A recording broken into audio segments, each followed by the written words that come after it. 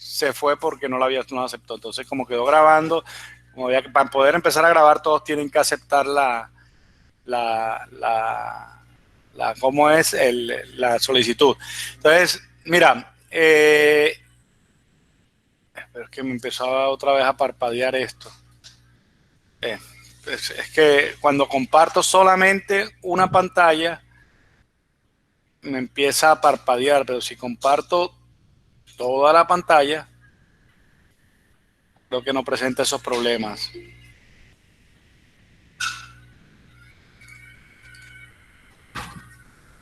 Ahora sí. Y voy a quitar mi cámara para que no genere ahí. Listo.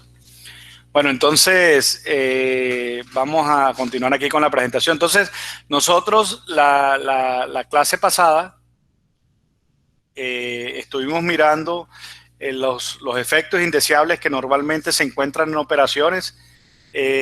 Vimos que había un primer enfoque que era la variabilidad, ¿sí? Y otro en el que se enfoca mucho uno cuando empieza a mirar todo este tema de control estadístico de procesos, ¿sí?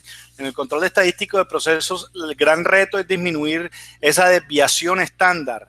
Ay, es que me toca estar saliéndome por la gente que está entrando.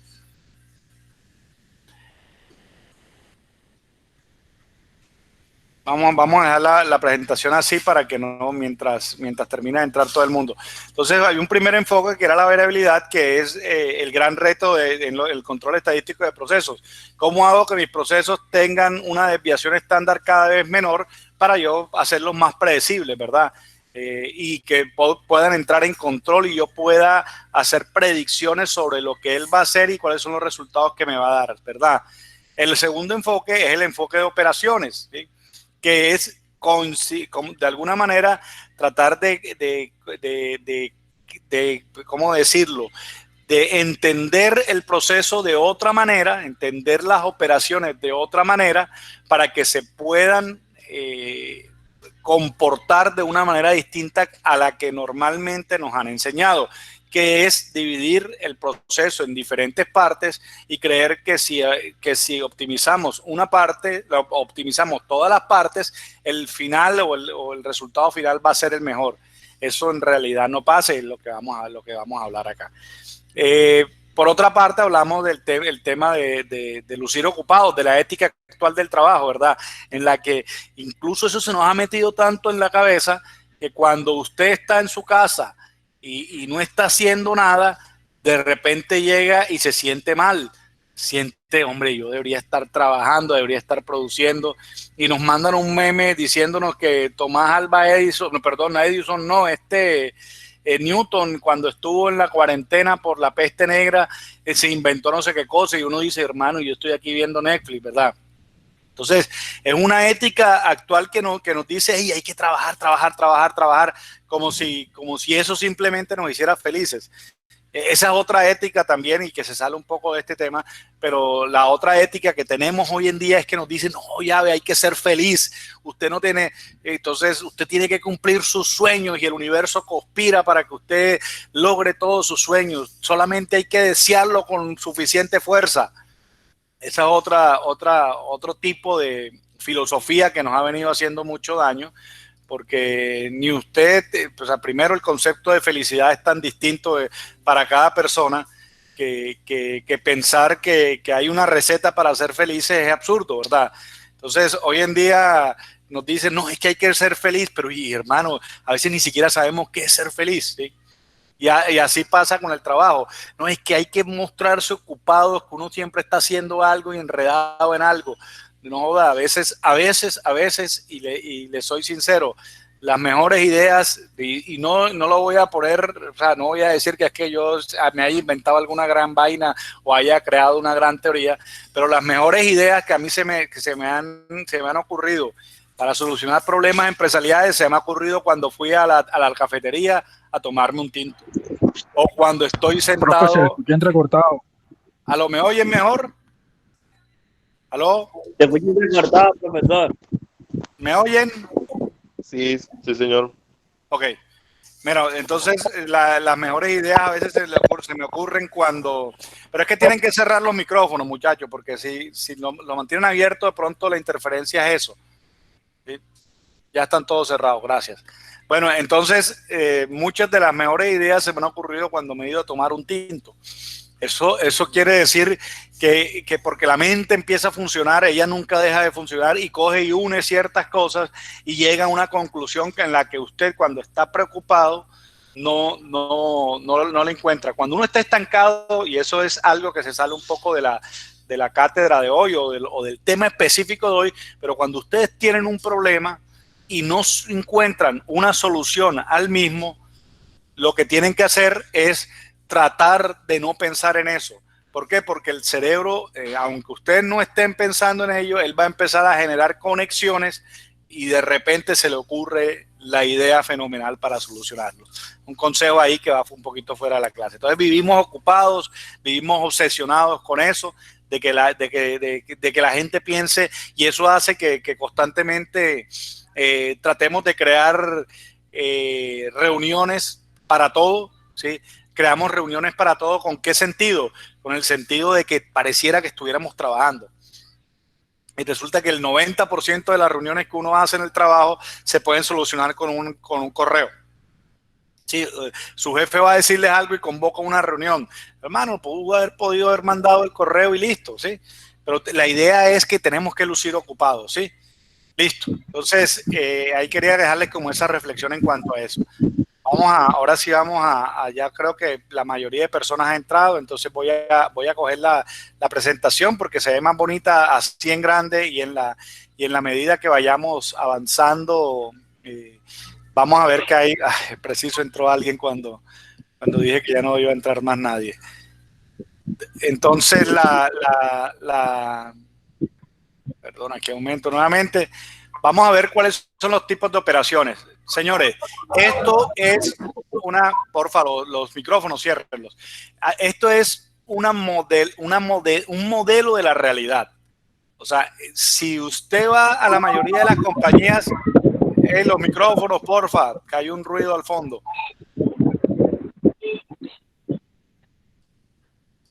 Ya lo cerraron. Sí, listo. A ver. Listo, ya estamos con todos los micrófonos cerrados. Entonces, esto es una forma en la que estamos tratando de modelar las compañías. No quiere decir que todas las compañías tengan este tipo de modelo. De hecho, lo que en realidad sucede en la práctica es que tenemos empresas con áreas tipo B, con áreas tipo A, con áreas tipo T y con áreas tipo I. ¿Sí? No toda la línea de producción no es exactamente B, pero puede pasar que haya empresas de manera general que tengan una configuración tipo B, que tengan una configuración tipo A, una configuración tipo T y una configuración tipo I. ¿Sí? ¿De qué depende? Pues vamos a ir viendo que depende del tipo de compañía. Hay compañías en las que hay líneas de producción que después se ensamblan. Hay otras que es lo contrario, que van naciendo desde un punto y se van abriendo, que son las tipo B. Hay otras que son, bueno, ahí las vamos a ir viendo cada una, no me quiero adelantar. Entonces, existen solo 4 tipos de ambientes para operaciones. Haga clic en cada una para aprender sus características únicas y de sus aides únicos. Esta es la estructura tipo B. La estructura tipo B, su principal característica es que son múltiples puntos de divergencia. Observen, ella va partiendo de unos puntos que se van abriendo en la medida que vamos avanzando, ¿sí? Una vez que se ha elegido una ruta, generalmente es muy difícil cambiar de opinión. Quiere decir que cuando los suministros han cogido hacia este camino, dígame. Miren, una vez los suministros porfa, cierren los micrófonos. Miren, una vez ha cogido hacia este camino, es muy difícil devolverse. Es decir, yo voy desde este punto en el departamento A, llegué a este punto en el departamento B y salto a este del departamento 6, ya no puedo. Muchachos, los micrófonos. John, por favor, los micrófonos. Cierren los micrófonos, les pido ese gran favor porque sí. Entonces,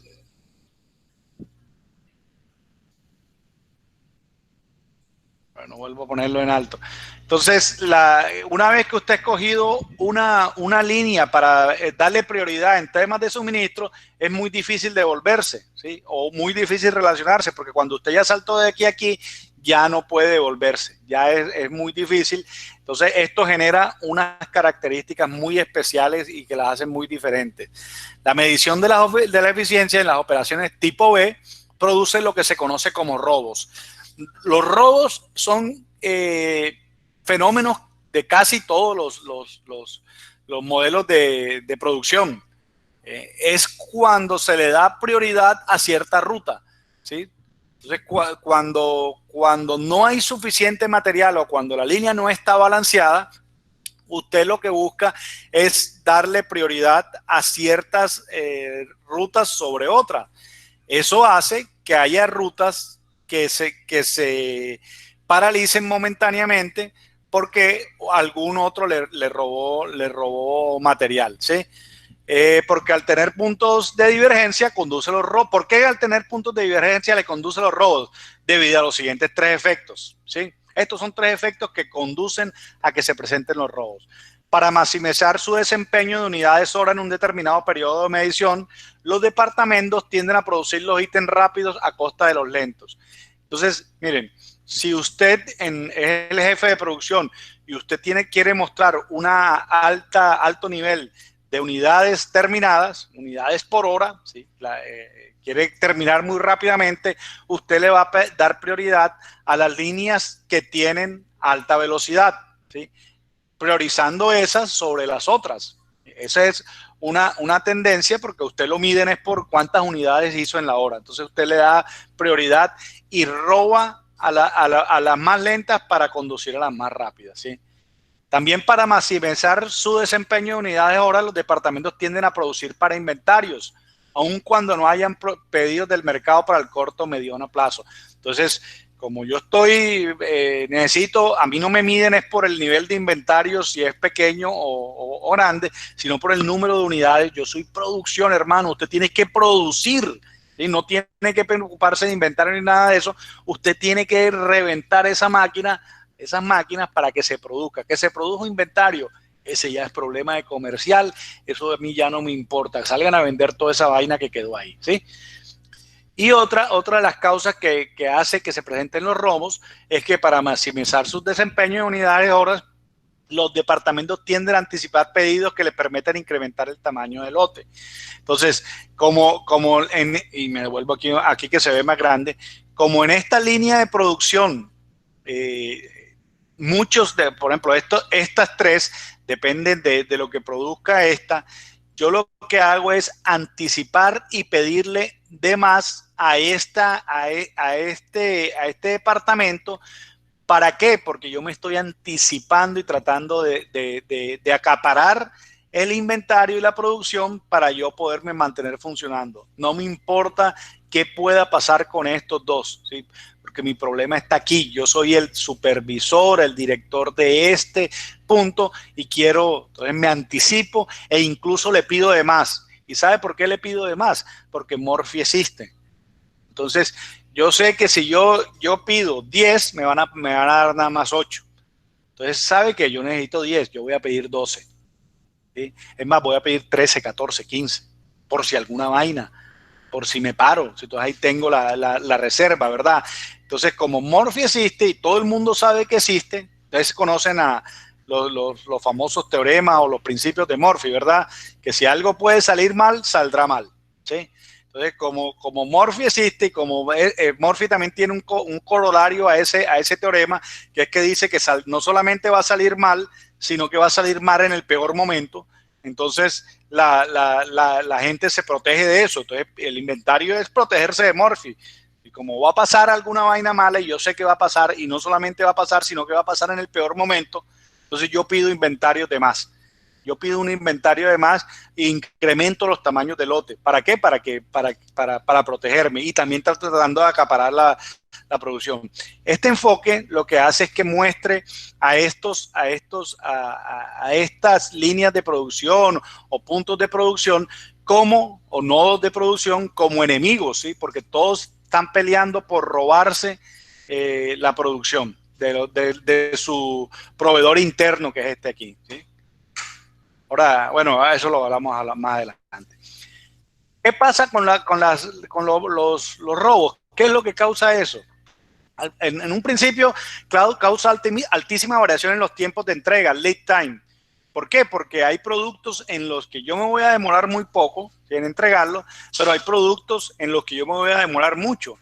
Lead time es y hay varias formas de ver el lead time. Cuando hablamos de operaciones y producción, el lead time es el momento desde que yo recibo el pedido hasta que hago la entrega al cliente, ¿sí? Algunos no hablan de entrega al cliente, sino cuando el producto está listo para entrega, ¿sí? Porque ya de ahí pasa a distribución. Pero en términos generales, desde que sale el pedido hasta que el cliente lo recibe. En finanzas, el concepto de lead time va un poco más allá y se llama cash to cash. Quiere decir, ¿cuánto es el tiempo desde que yo pagué la materia prima hasta que me pagó mi cliente?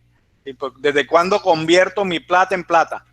Yo la convierto en materia prima y la vuelvo a recibir cuando le entrego el producto terminado. Entonces, para los financieros es más amplio, el lead time es más... abarca mucho más tiempo porque es desde que yo compro la materia prima hasta que entrego. Pero entonces, esa altísima variación crea que los clientes tienden a colocar pedidos mucho antes de necesitarlos. Ellos cambiarán frecuentemente de opinión. Entonces, los clientes, como saben que usted se va a demorar, ¿sí? Como saben que el tiempo entre pedidos a veces va a ser demasiado largo, le piden bastante. ¿Por qué? Porque ellos también tratan de protegerse, ¿sí? Ellos hacen lo mismo que pasa dentro de la organización, dentro de la línea de producción. Ellos tratan de protegerse pidiendo de más porque usted le va a incumplir. Están casi seguros que va a pasar. Entonces le dicen, hey, mándame 50, aunque en realidad necesitan 40, porque sabe que usted no les va a entregar los 50, o se los va a entregar tarde, o se los va a entregar por pedacitos. Entonces ellos piden de más para eso. Pero resulta que ellos también van a cambiar de opinión, porque es que en realidad necesitaban 40, no 50. Entonces, cuando usted le mandó 40 parciales, ellos ya le van a decir, hey, sabes que los otros 10 me los cancelas. Eso ya estaban en producción allá metidos, ¿sí? Y usted, mierda, ¿y ahora qué hago con esos 10? Me cancelaron el pedido, ¿sí? Esa también es altísima variación en los tiempos de entrega, que a veces son largos, a veces son cortos, depende del producto, va a generar descontentos y evidentemente van a quedar clientes perdidos. Aparte, en su indicador de entregas a tiempo, usted va a quedar muy mal. A veces va a hacerlo bien, a veces lo va a hacer mal. Entonces, pensemos en términos estadísticos. En términos estadísticos, a mí no me sirve tener un buen promedio, sino tener también una baja variación. A mí no me sirve entregar en promedio a tiempo si a veces entrego muy, muy tarde o a veces entrego muy, muy temprano. Yo necesito entregar a tiempo, ¿sí? Entonces, eso va a generar clientes perdidos. También va a generar altos inventarios, especialmente de proceso, en proceso. ¿Eso que genera los altos inventarios? Alto nivel de desperdicio, claro, y peor aún, alto nivel de desperdicio de producto en proceso, ¿sí? Porque si fuera producto terminado, uno va y dice, bueno, yo eso lo remato, hago alguna cosa, sí, pero no hay, si es producto en proceso, el producto no está terminado ni siquiera. Entonces usted tiene desperdicio en productos que ni siquiera están terminados, o sea, a veces ni siquiera los puede recuperar. Y también esos altos inventarios generan largos periodos de repago, que es lo que le interesa a finanzas. Ese es el cash to cash que yo le hablaba ahorita. Cash to cash es efectivo a efectivo, ¿sí? La traducción literal, ¿sí?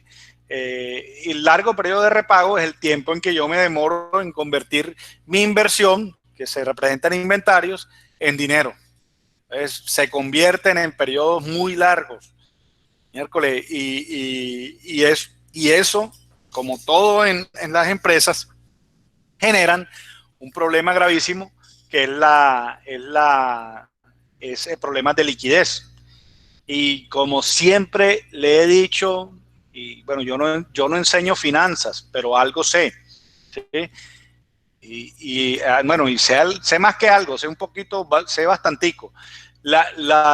Pero yo siempre lo enfoco mucho más desde el término del punto de vista práctico. Los financieros tienen un montón de enredos mentales en cuanto a la forma en que se maneja el dinero en las empresas. Pero lo cierto es que entre las empresas no se quiebran cuando usted hace un balance y ve que tiene pasivos mucho más altos que los activos. Sí, eso es un indicador, eso muestra alguna cosa.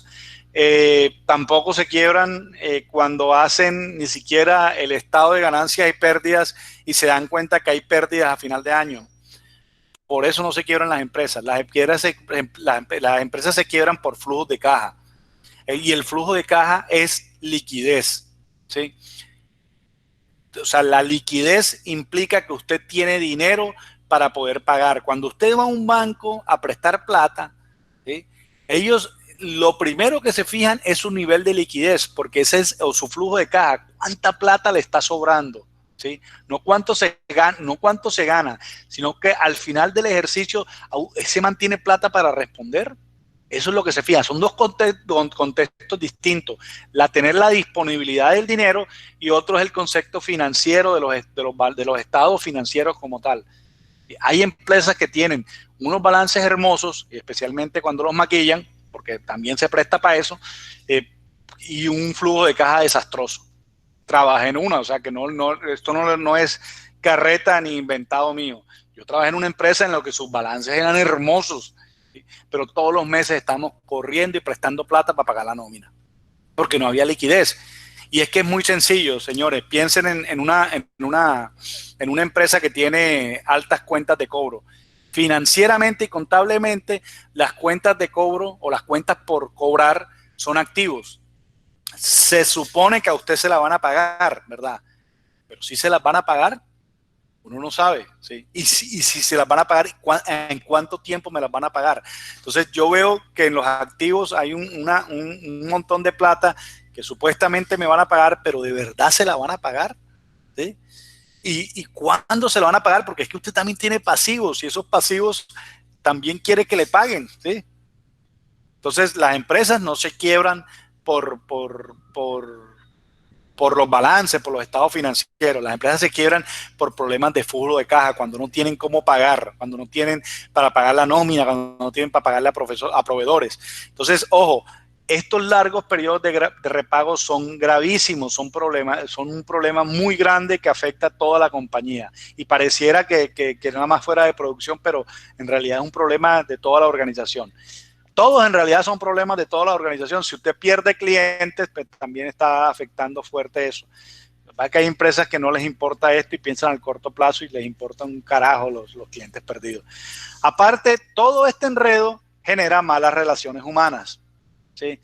Y créanme que también lo hablo por experiencia, una compañía con malas relaciones humanas jamás puede tener eficiencia operacional.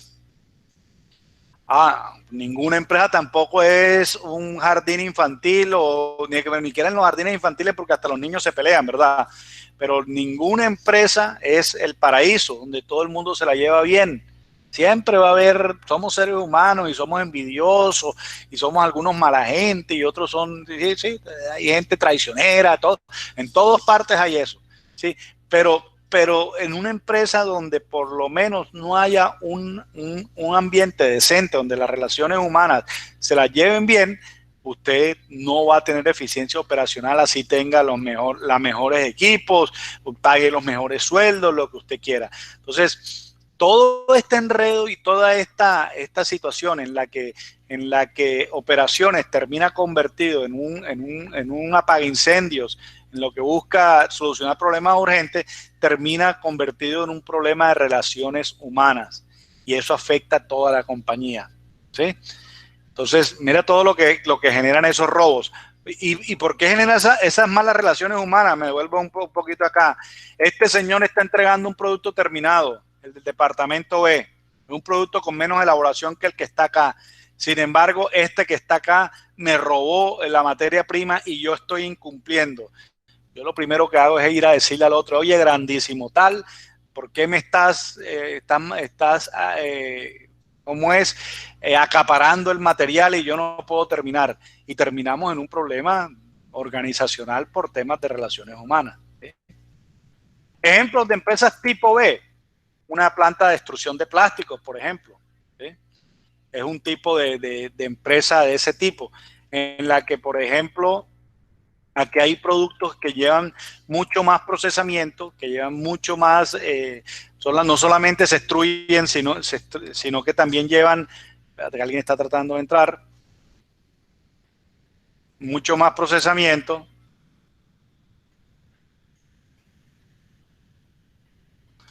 ¿Sí? Y hay otros en los que son mucho más básicos. Entonces salen directo de la planta extrusora a simplemente a algún proceso liviano de acabado y fuera. Aquí no, este de repente es que lleva otro proceso que lo hace, que lleva una manija, que lleva pintura, que lleva otras cosas, ¿sí? Entonces, las plantas de extrusión de plástico, las plantas de papel también funcionan así y las plantas de metal también funcionan así, con la tipo B.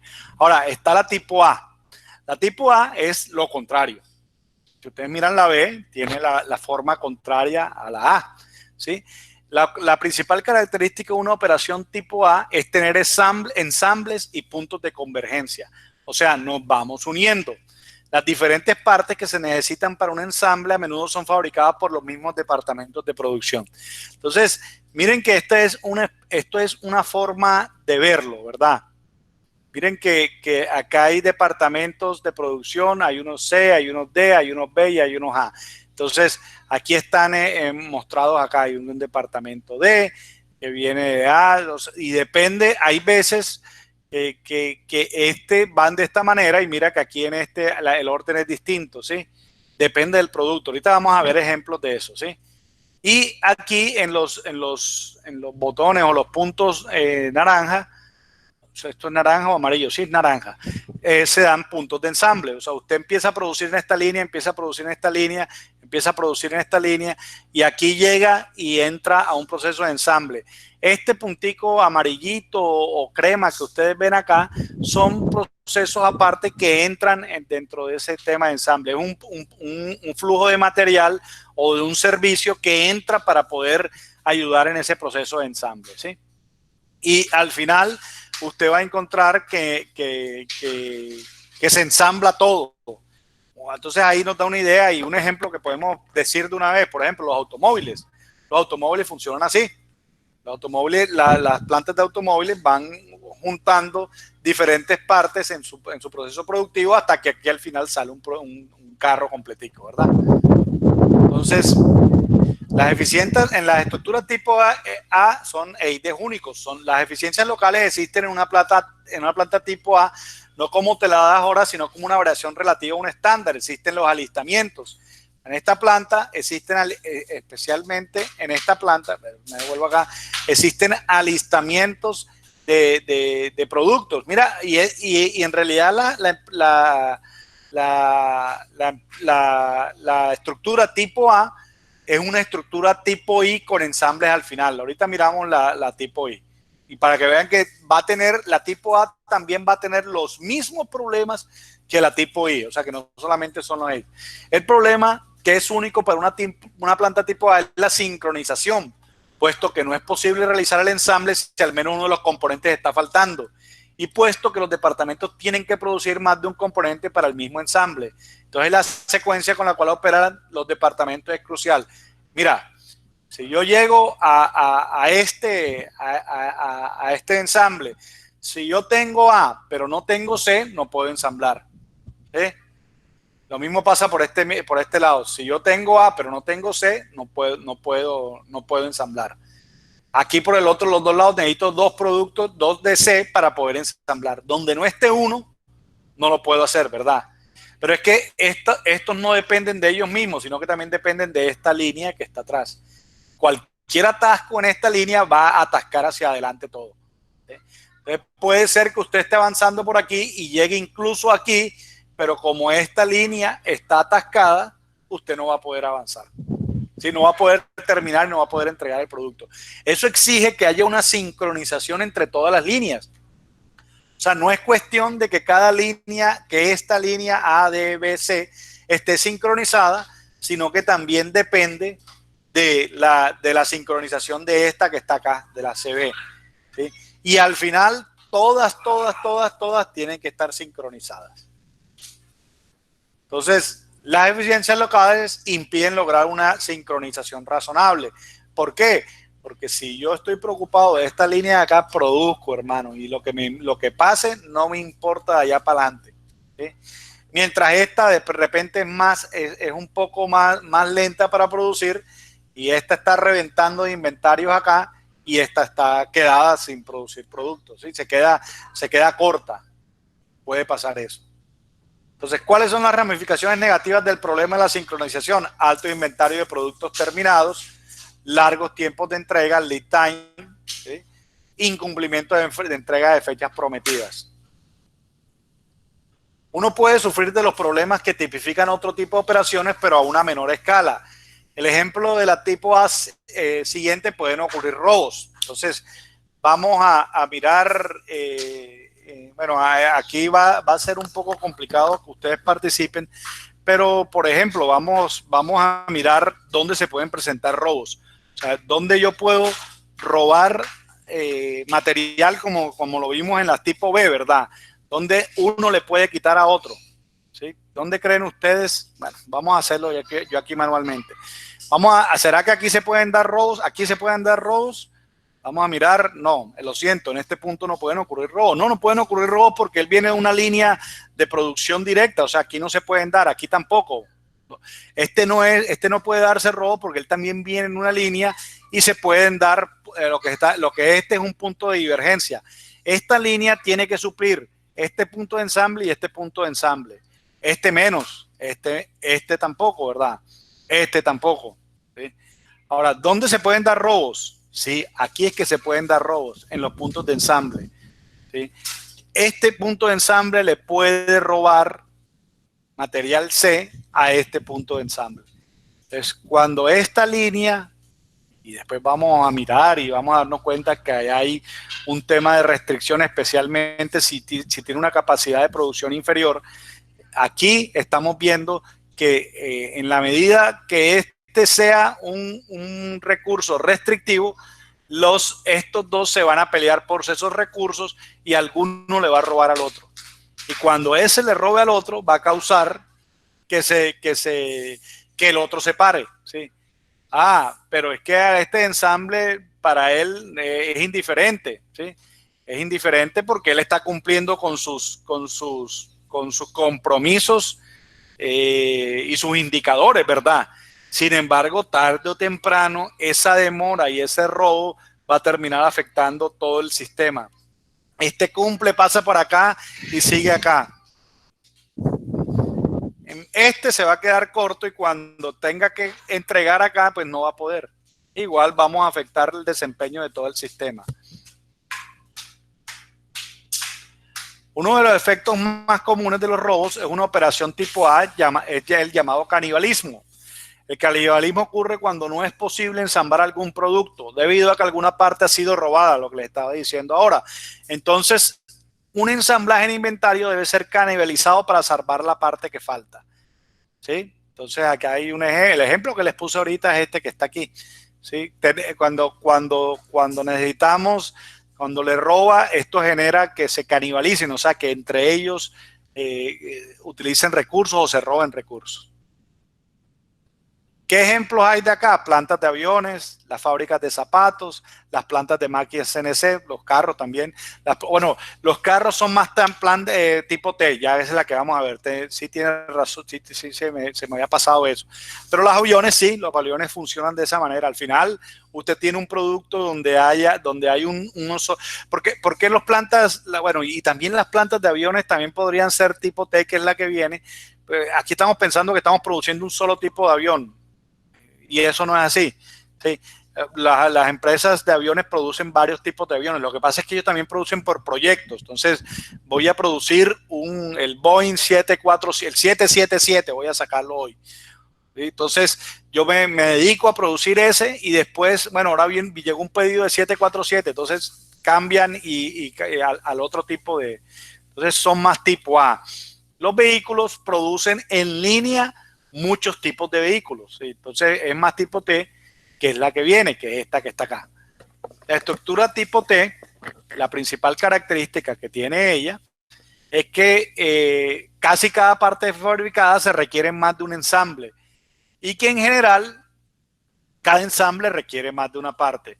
Entonces es tal vez más compleja que las dos anteriores. Sí, tal vez es la más compleja de todas porque miren que hay varias líneas de producción y cada punto de ensamble va a necesitar a veces muchas piezas de muchos de esos puntos de producción. Mira este que está aquí en la T que necesita un servicio o un suministro externo, pero también necesita de esta línea y de esta línea. ¿Sí? Este que está acá solamente, bueno, aquí solamente necesita de este que está acá necesita de las tres líneas como tal, ¿sí? Este que está acá necesita de dos líneas y así. Entonces, eso genera una complejidad alta en todo el proceso. Y al final, bueno, la B es la única que es diferente. En realidad, tanto la A, miren, tiene un tipo I, que son los que vamos a ver al final, que son las más simples. Tienen un tipo I que después termina convirtiéndose en un tipo T o en un tipo B, en un tipo A, perdón. ¿Eso qué quiere decir? Que aparte de los problemas que tiene las estructuras tipo T, que son propias a ella, también van a tener los mismos problemas que tienen la I, que es el que vamos a mirar después. ¿Sí? Entonces, la principal característica de una operación tipo T es que casi cada parte fabricada se requiere más de un ensamble y que en general cada ensamble requiere más de una parte. Entonces, mira, este es el capataz de la empresa y dice, mira, los trabajadores de los ensambles no deben estar ociosos, ellos deben estar trabajando todo el tiempo. O sea, estos que están acá arriba, no deben estar ociosos, tienen que estar trabajando todo el tiempo y tienen que, por eso entonces, estas estructuras de aquí abajo, tipo I, tienen que estar suministrando constantemente producción. Entonces, llega el gerente comercial y llama y le dice, hey, loco, necesito G urgentemente, ¿sí? Para producir G, yo necesito este externo, que vamos a suponer que siempre lo hay, y hay uno de B y necesito uno de esta línea de la mitad, que la vamos a llamar B, y esta de A. Entonces, llega el gerente de producción o el coordinador o el supervisor de producción y dice, miércoles, tenemos B, pero todavía no tenemos A. ¿Por qué? Porque no ha terminado esa línea. Tenemos B, pero no tenemos A. Bueno, pero como no se deben quedar ociosos, el gerente o el supervisor dice, bueno, como no podemos producir G en este momento, manda a producir C, porque no se pueden quedar sin hacer nada de esa gente que está ensamblando. Entonces, ensamble C. Listo, siguió. Vuelve a llamar al gerente comercial y dice, hey, ya ve, necesitamos G urgentemente, que es lo que tengo que vendido y que lo que necesito entregar ya. Dice, bueno, pero como ahorita nos gastamos los B en el ensamble C, ahora tenemos A, pero no tenemos B. Era como estos manes no se pueden quedar sin hacer nada, entonces ensamble E, ¿sí? Que necesita A también. Entonces mándele las a E y E sigue trabajando. Y llega ya el gerente comercial, hombre, pero si yo lo que necesito es G, no necesito más nada, no necesito E, no necesito C, no necesito B, necesito es G. La prioridad de la organización era producir G, pero en el afán de mantener ocupados a los diferentes puntos de ensamble, a los trabajadores de los puntos de ensamble, decidimos seguir produciendo lo que no era urgente. Eso genera lead times, problemas con los clientes, porque no se les está entregando en el tiempo prometido. ¿Qué hubiera sido mejor? Pues devolverse acá y decir, esperemos que allá para producir G. ¿Sí? Hubiéramos esperado mejor para producir lo que se necesitaba de manera urgente. Sigamos por acá. Entonces, ¿qué genera esto en los tipos T? Muy pobre desempeño en el cumplimiento de las entregas prometidas. Cantidad considerable de ventas perdidas. Ese señor que necesitaba el producto tipo G, mejor dicho, se cansó de esperar y canceló el pedido. Inventario es muy alto. También, hay una presión por reducir la diversidad de productos. El jefe de producción es que dice, oh, es que tengo demasiadas vainas. Necesito que disminuyamos la diversidad de productos. ¿Sí? Entonces, eso generan de los robos en una operación tipo T. Ejemplo del tipo T, carros, grifos, conectores, ¿sí? son ejemplos de la empresa. Ahora, la estructura tipo I. Aunque parece la más simple y pareciera que no existe en la vida real, mucha gente les va a decir eso. Sí, sí sucede constantemente. Hay muchas empresas que funcionan totalmente en línea. ¿Sí? Yo trabajé en una.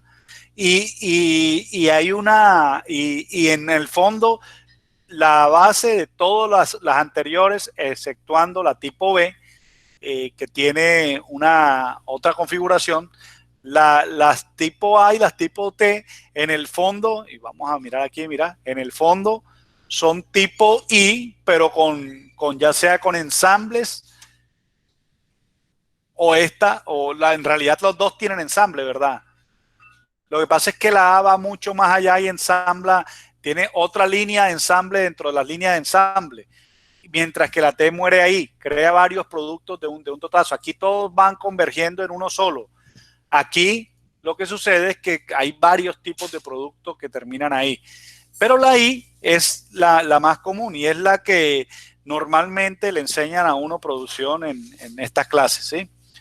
Las líneas tipo I es en la que hay una secuencia en la que para producir el siguiente, para pasar al siguiente proceso, el anterior tiene que proveerle el material para poder continuar, ¿sí? Yo trabajé en una empresa que producía suelas de calzado, yo les he contado allá, ya creo que varias veces, y en esa habían 1, 2, 3 y 4 procesos, era incluso bastante simple. Había un proceso en el que se vertían químicos para producir suelas en poliuretano en unos moldes, en una máquina centrífuga que recibía el material, la mezcla de los dos materiales, él reaccionaba entre esos moldes, lo llenaba y se ponían a enfriar. Él empezaba a girar y espérate un momentito, déme un minutico.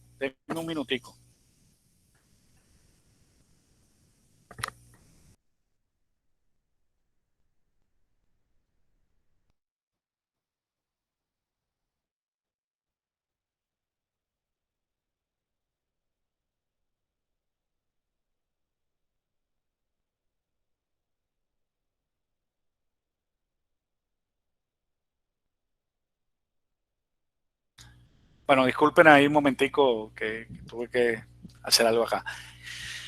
En la línea, las eficiencias locales no se utilizan como medida del desempeño, por tanto, para esta estructura no puede haber robos.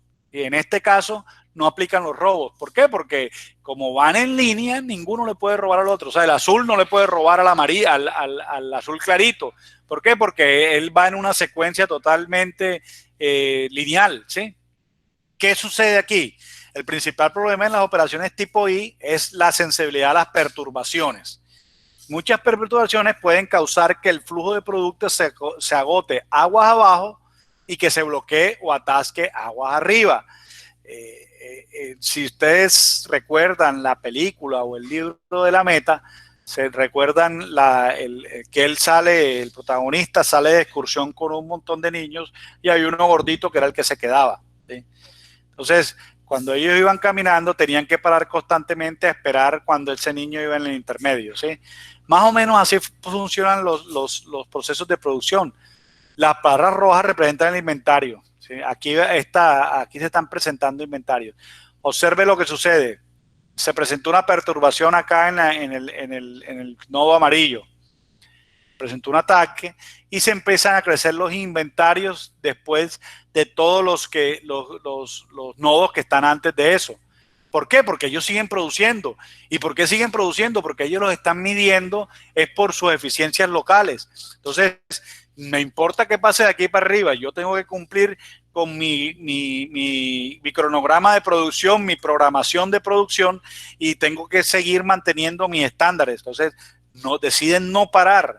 ¿Por qué no deciden no parar? Porque es que la forma en que medimos a esos nodos es totalmente absurda. No estamos midiendo en términos de todo el sistema, sino de sus eficiencias individuales. Pues mira, sigue creciendo y mientras tanto hacia arriba se empieza a agotar. Claro, porque empiezas a consumir los inventarios que estaban ahí para sacar hacia adelante, hasta que terminan agotándose, ¿sí?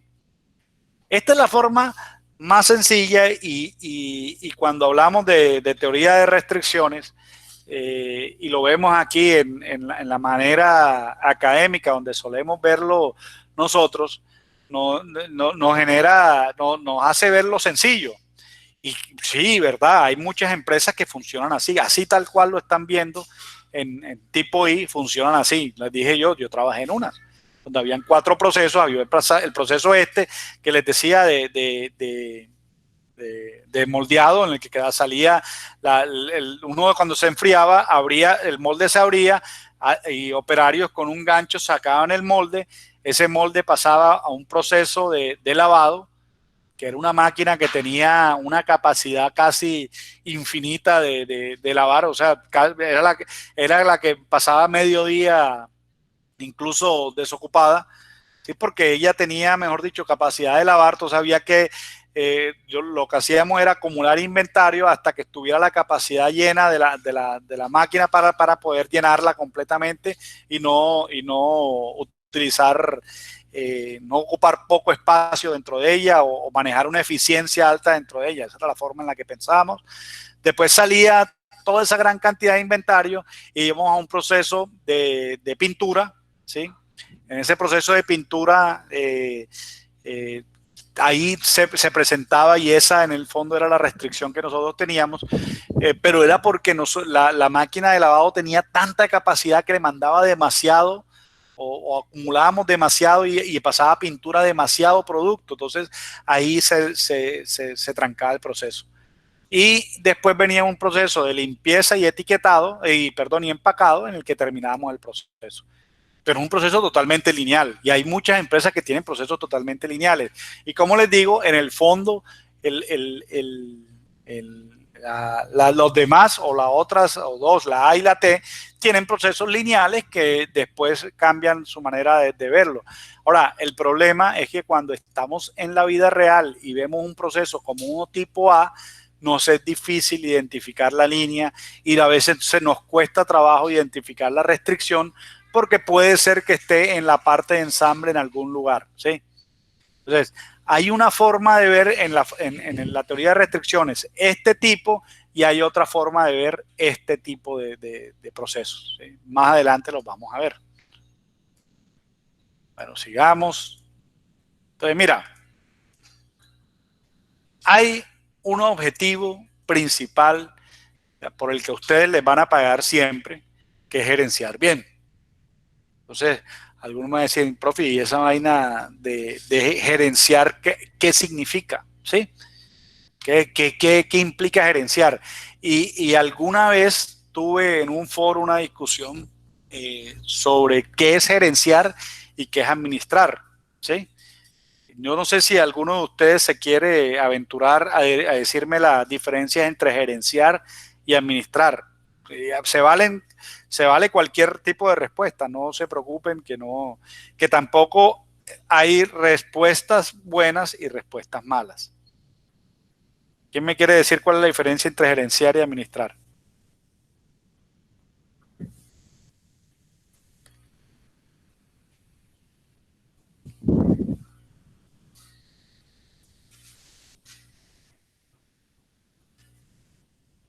¿Se durmieron? Por ahí no hay nadie, o no me están oyendo hace 2 horas y yo no sé. Sí, lo estamos escuchando, profe. Pero por eso, dígame alguna cosa. Dígame. Acá estamos, profe, acá estamos. Sí, pero dígame cuál es la diferencia entre administrar y y gerenciar? ¿Cómo lo ven o les parece que es lo mismo?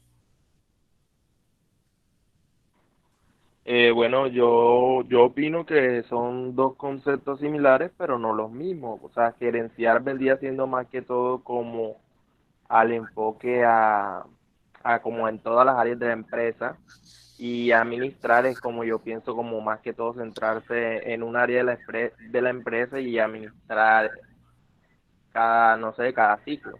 O sea, así Bueno, lo vería yo.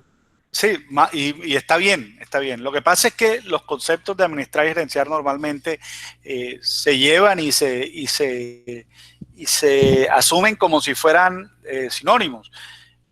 Algunos, y tienen razones para expresarlo así. Yo siempre lo he visto de otra manera y es una opinión muy personal. O sea, esto no es, si lo buscas en internet probablemente no lo vas a encontrar como yo te lo estoy expresando, porque es una opinión muy personal y en el fondo es subjetiva, porque me gusta que la palabra gerenciar, eh, la palabra gerenciar tenga un estatus superior al de administrar. Algo parecido pasa cuando uno dice dirigir y liderar. Pueden ser sinónimos, pero a la gente le gusta darle un estatus superior al liderazgo que a la dirección. Algunos lo consideran lo mismo. Esa es otra discusión que si quieren tenemos otro día. Entre gerenciar y administrar a mí también me gusta hacer la diferencia. ¿Por qué? Porque administrar es coger los recursos y hacer buen uso de ellos. ¿Sí? Coger los recursos y, o sea, decir, no voy a malgastar recursos financieros de mi compañía. Para mí eso es administrar.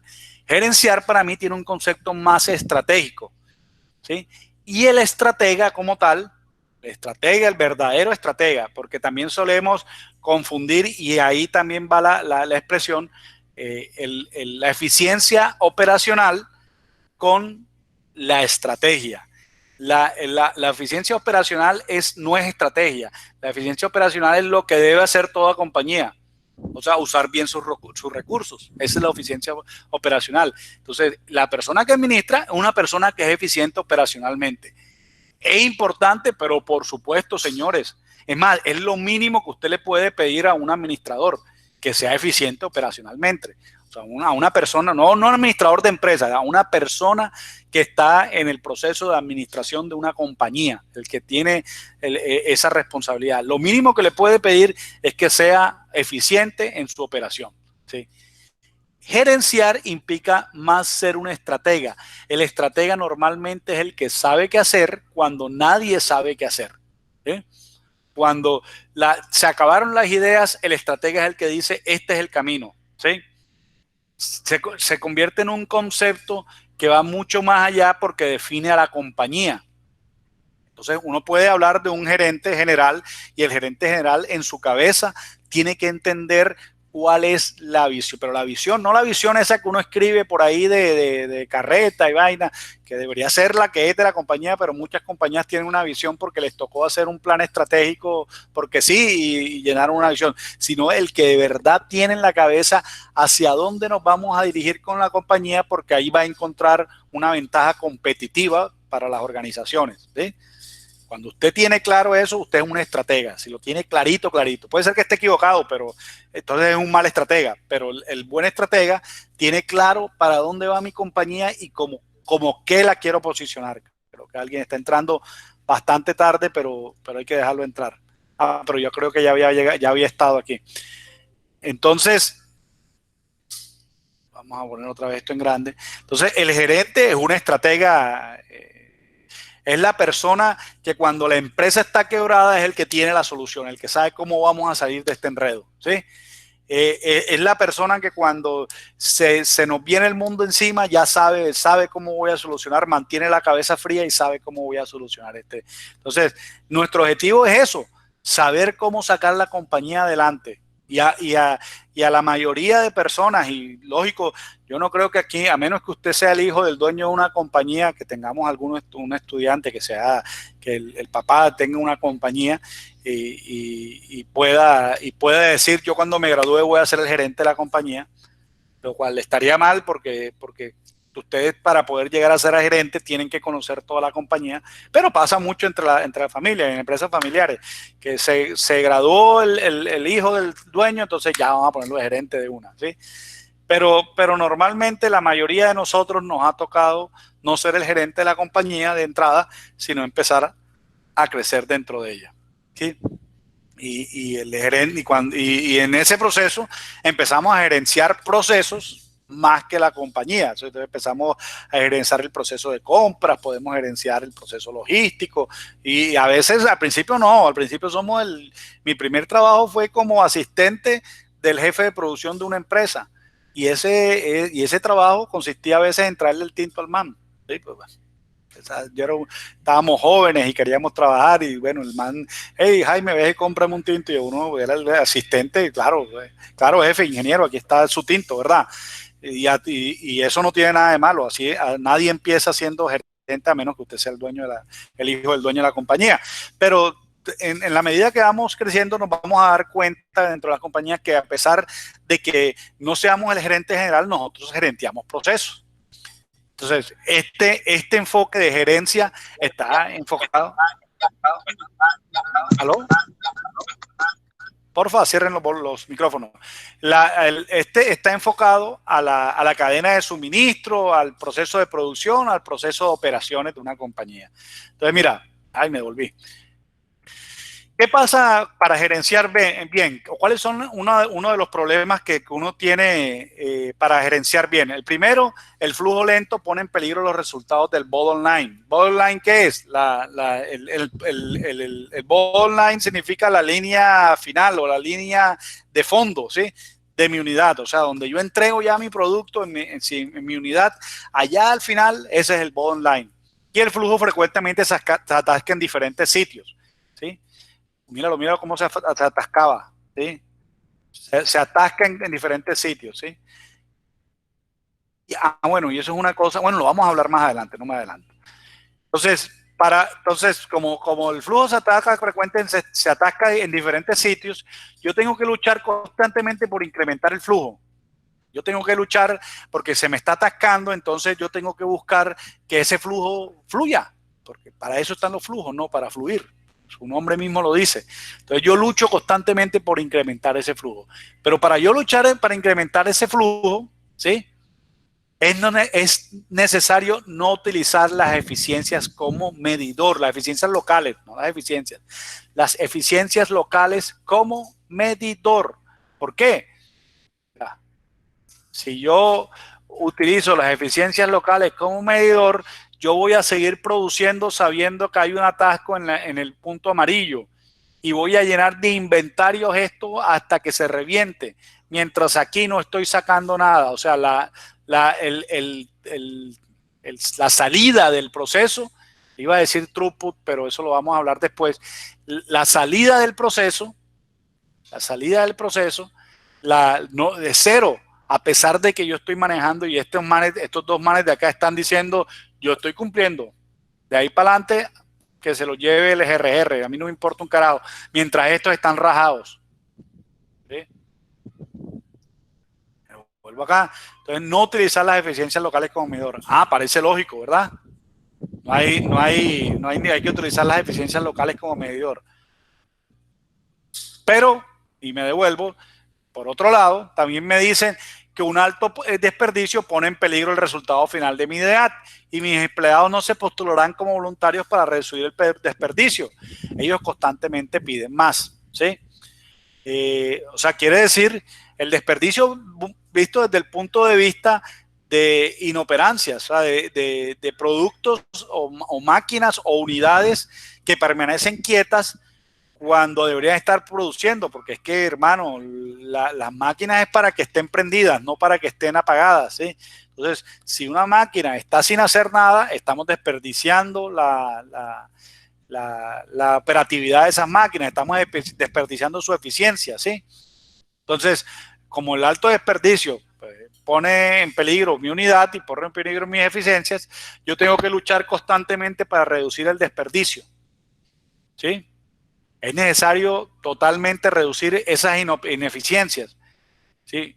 Ahora, el recurso ocioso Hay muchos tipos de desperdicio.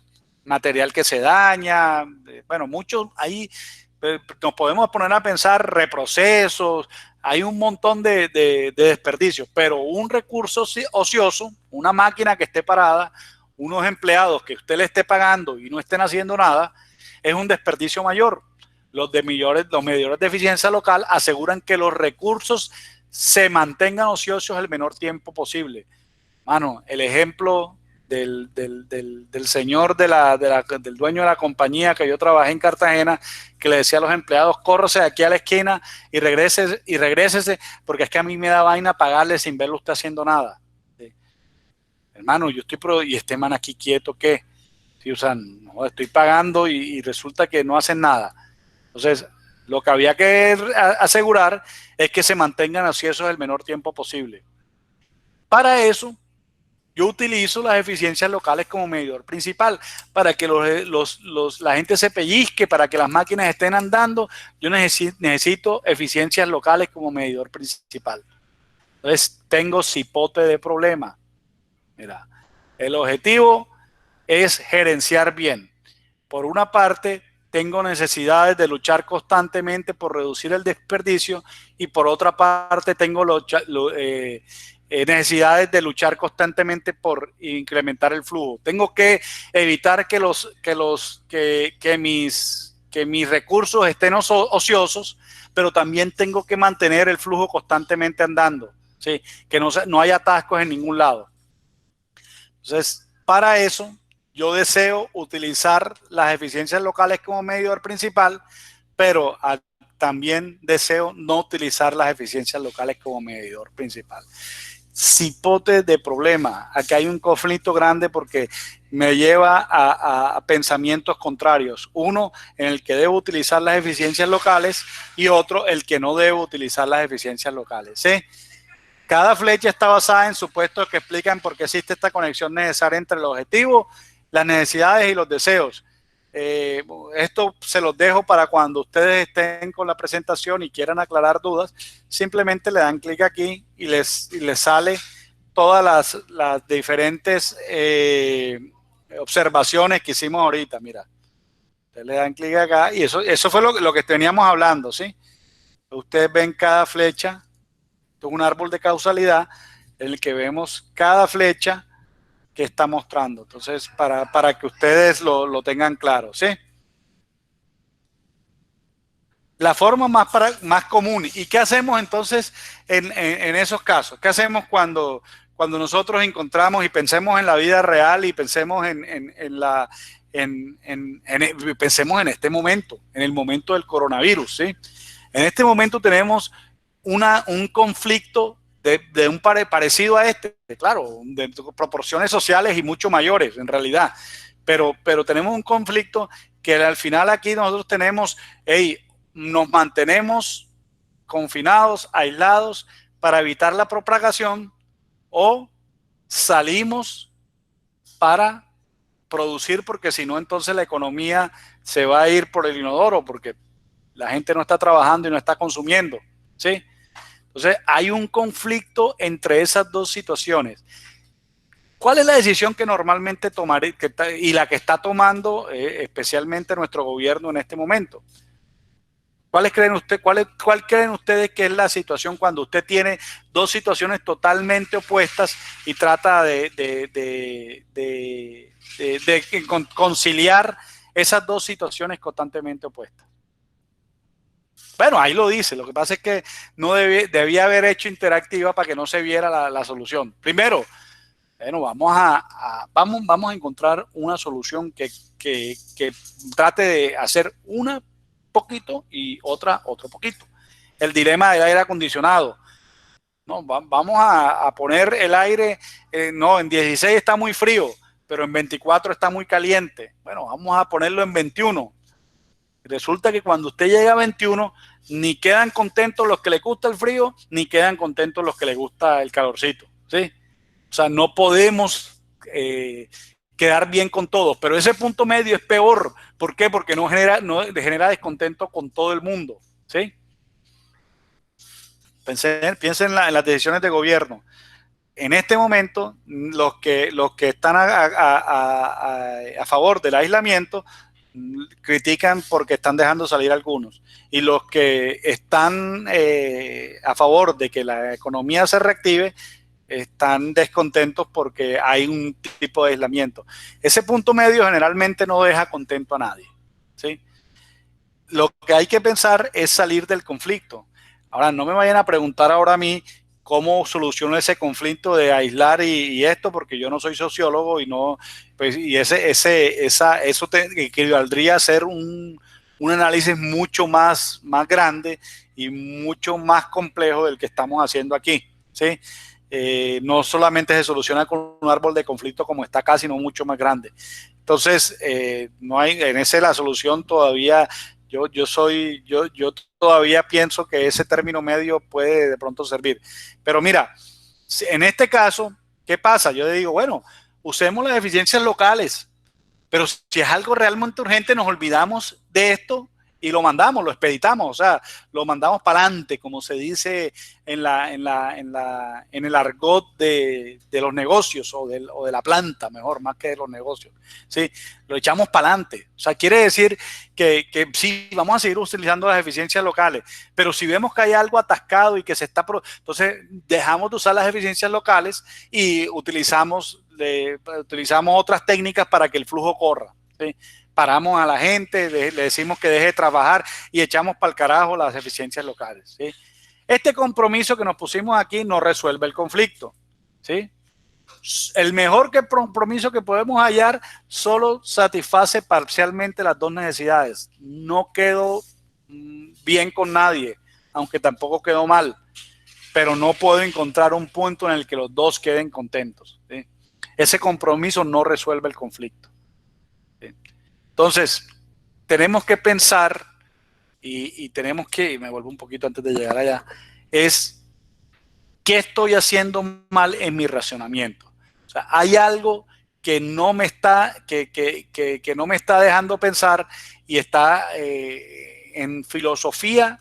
Eso, en filosofía hay unos razonamientos que son inválidos y que normalmente nos hacen pensar que tenemos la razón y no la tenemos. Esas son las famosas falacias lógicas. Cuando tengan tiempo, búsquensela, que no crean que no sirve para su trabajo porque ustedes son ingenieros, pues sí, va a servirles mucho.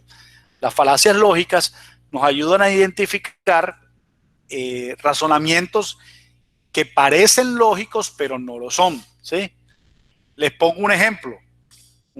Yo digo algo o vamos a poner a alguien que sea un criminal, por ejemplo, Popeye.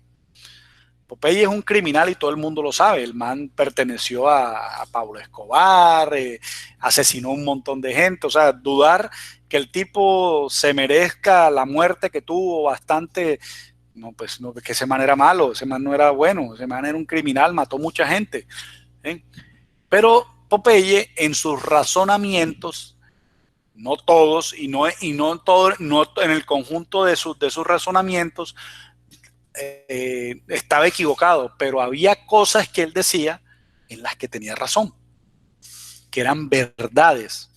Entonces, ¿qué suele pasar y en lógica qué suele suceder? Es que eso lo dijo Popeye, es un criminal, tiene que ser mentira. Esa es una falacia que se llama falacia ad hominem o falacia al nombre. ¿Qué significa eso? Que usted está descartando el argumento no por su consistencia lógica, sino por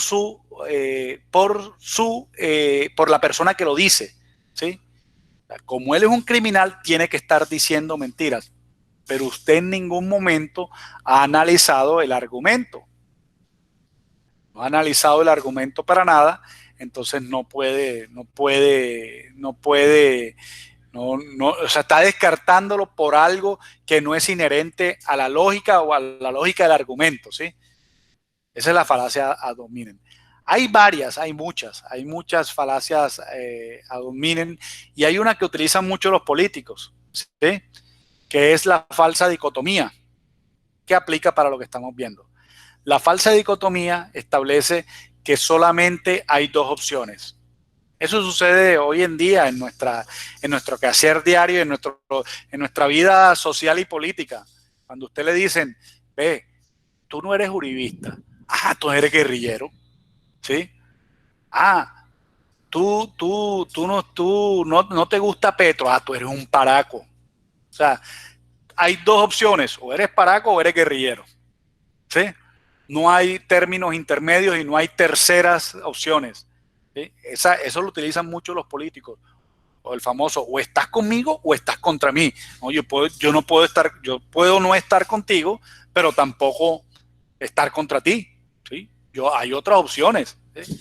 Esas son las falsas dicotomías. Entonces, en este conflicto raíz, y normalmente sucede en la mayoría de conflictos raíces, hay una falsa dicotomía en la que, o sea, pareciera que fueran o escoge una o escoge la otra, ¿sí? Pero, y también puede pasar que usted esté teniendo la idea equivocada y esté utilizando un conflicto que en realidad no existe. ¿Por qué toda esa explicación filosófica y lógica? Bueno, me gusta mucho el tema filosófico y lo aplico mucho a la misma industria, ¿sí? No me quedo solamente en la carreta y el cuento de solo sé que nada sé, no, me gusta llevarlo a la práctica. Entonces, la idea equivocada de la que partimos en nuestro razonamiento es que un recurso ocioso es un desperdicio, ¿sí? Y que un recurso ocioso es un desperdicio mayor. Esa idea es la que está en el medio de esta que dice luchar constantemente por reducir el desperdicio y utilizar las eficiencias locales como medidor principal. ¿Sí? Esa idea de que un recurso ocioso es un desperdicio mayor, ¿por qué es inválida? Un recurso ocioso es un desperdicio. Bueno, ya lo dijimos. Más de un recurso es necesario para generar un producto o un servicio. Una dirección de flujo puede ser identificada. De hecho, ya lo hicimos en BATI, ¿verdad? Con las configuraciones BATI. Nosotros aquí encontramos y identificamos direcciones de flujo, ¿sí? Las identificamos, ¿sí? Miren, señores, una cosa que es importante. No es que la distribución de planta esté en forma de T, o en forma de A, o en forma de B. Una cosa es la distribución de planta y otra cosa es cómo en realidad sucede el proceso, ¿sí? Porque a veces las distribuciones de planta suceden o aparecen de manera espontánea. El man que montó la empresa hace 50 años lo puso así porque le pareció, ¿sí? O hay veces por temas técnicos, ¿no? Lo que pasa es que este proceso tiene que tener una salida al aire porque produce un humo, un desperdicio gaseoso, y tiene que tener una chimenea, y el único lugar donde había que poner la chimenea es este. Entonces, aunque eso genere transportes excesivos, pues lo que le quiero decir es que no vayan a pensar que necesariamente las fábricas están ubicadas en forma de B, en forma de A y en forma de T, o incluso en forma de I. De hecho, la mía está en forma de U, la que yo trabajé. Aunque esta normalmente trata de ser así, la I. Pero no necesariamente. Hay veces que no están ubicadas en ese orden secuencial físicamente, aunque en términos de proceso suceden así. Entonces, para usted identificarlas, caracterice el proceso. No mire la planta, sí, claro, no, la planta hay que mirarla, pero caracterice el proceso y lo hace de manera gráfica como lo hicimos acá. No quiere decir, de hecho, uno de estos procesos puede estar en algún otro lugar fuera de la empresa porque lo hace un tercero, ¿sí? Entonces, no crea que la puede decir, pero esa dirección de flujo, en el momento en que usted conceptualmente establece el proceso como tal, usted puede identificar esa dirección de flujo. Entonces, más de un recurso es necesario para generar un producto, un servicio. ¿No?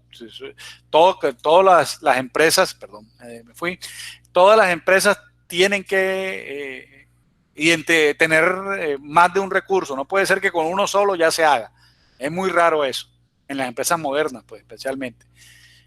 Entonces, la Murphy existe, la realidad no es predecible, ¿sí? Y esa es la realidad. La realidad es que hoy yo amanecí diferente ayer y mañana voy a amanecer diferente a hoy. Y por más que me esfuerce y por más que yo sea Messi, hoy no me sopló y no le metí 3 goles al equipo contrario. Pero mañana amanezco en la buena y le meto 5. Si nosotros pudiéramos predecir todos los goles que van a hacer Messi y Cristiano Ronaldo, uno dice, bueno, bien, son máquinas, ¿verdad? Pero usted no lo puede predecir. Y aún así fueran máquinas, así fueran robots, no lo puede predecir, viejo. No da lo mismo, ni siquiera un software diseñado puede predecir el resultado que va a entregar. Muchas veces el software genera problemas y enredos, ¿sí? Entonces la realidad no es predecible. Las cosas malas van a pasar siempre y van a pasar en el momento en que usted menos los espera, ¿sí? Entonces, eso, me salgo un poquito aquí del tema, eso quiere decir que usted tiene que diseñar procesos para que fallen.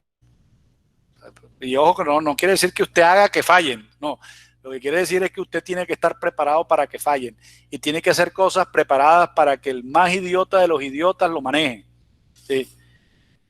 Entonces, usted diseña celulares para que el tonto más tonto sea capaz de manejarlo. Y como le digo en mis clases de diseño de productos, le digo, mire, el señor que diseñó un celular nos hace creer que nuestros hijos son genios. Porque, ay, mírala tan linda, tiene 4 años y ya maneja el celular. Es que el señor que diseñó el producto lo hizo para que un niño de 4 años lo pueda manejar.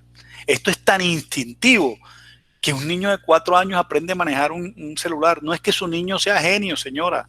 El genio es el que diseñó esa vaina, ¿sí? Porque para un niño de 4 años es fácil de manejar. Entonces, los procesos y usted siempre en la vida los procesos tiene que diseñarlos con normas de seguridad y instrucciones que para que el más tonto de los tontos, el más estúpido de los estúpidos, meta la mano y se la vaya a cortar. Entonces usted tiene que saber que el más tonto va a meter la mano, va a ser lo más absurdo, ¿sí? Entonces Murphy existe, la realidad no es predecible. No se confíe, no, es que estos manes son aquí trabajan, son profesionales, Hércules. Vas a ver que te va a pasar que el más profesional, el tipo más estudiado va a cometer las estupideces más grandes del mundo. Por confianza, porque tienes que diseñar procesos en los que pienses que el que lo va a manejar es el más tonto de los tontos, el más idiota de los idiotas, ¿sí? Entonces, mira, variabilidad y procesos son sinónimos. Entonces, mira, esta es una línea de producción sencilla en la que aquí este produce 20 unidades por hora, 15 unidades por hora, 10 unidades por hora y 30 unidades por hora. ¿Qué hay que hacer para mantener trabajando cada recurso al 100%? Ah, mierda, como Murphy existe, y a pesar de que esto me dice que en promedio produce 22 unidades por hora, viejo, Murphy existe. No programe 20, sino que trate de producir de más, ¿sí? ¿Por qué? Porque, mano, Murphy existe. Entonces, haga un poquito más para que quede inventario por si alguna vez, en algún momento, algo se atasca, ¿sí? Entonces, como Murphy existe, para mantener al menos un recurso trabajando al 100%, es necesario que los demás recursos tengan capacidad protectiva adicional considerable, probablemente un 5% más, o sea, vamos a meterle un 5% más de capacidad porque Murphy existe. Entonces, pues, si pasa algo, ya tengo un poquito de más. Y Murphy existe para bien y para mal, ¿sí? Puede ser que sea un poquito menos, pero también va a haber días que va a ser un poquito más. Y va a haber un día en que Murphy no exista. O sea, que todo pase de la mejor manera. Y cuando Murphy no existe, es cuando Murphy más existe, ¿sí? Porque usted está produciendo en sobrecapacidad. ¿Qué va a pasar con los inventarios? Si los recursos tienen capacidad protectora adicional, o sea que en promedio van a trabajar al 100%, construiríamos montañas de inventario. Míralo, este le produce 20 a este, pero este nada más es capaz de coger 10. Entonces, en cada hora yo estoy dejando 5 unidades aquí. Estoy dejando 5 unidades que se empiezan a acumular y a crecer. Este produce 15 unidades por hora y este solamente es capaz de producir 10. Este empieza a acumular montañas de inventario. O sea, empieza por cada hora, me genera 5 unidades, 5 unidades, 5 unidades, 5 unidades. Y este que produce 10, pues produce sus 10 y se la manda a este. Y este pobre señor de amarillo, que recibe solamente 10, va a tener cipote problema. ¿Sí? Porque este señor de verde dice, no, yo trabajo al 100%. Mire mis indicadores, estoy produciendo 20 unidades por hora como usted me dijo. ¿Sí? Este me dice, sí señor, yo también estoy trabajando al 100%. Tengo 15 unidades y ahí estoy produciendo mis 15 unidades. Y este dice, no, pues que yo también estoy al 100%, yo produzco 10 y me están saliendo las 10. Y este señor dice, es que yo puedo producir 30, pero nada más estoy produciendo 10.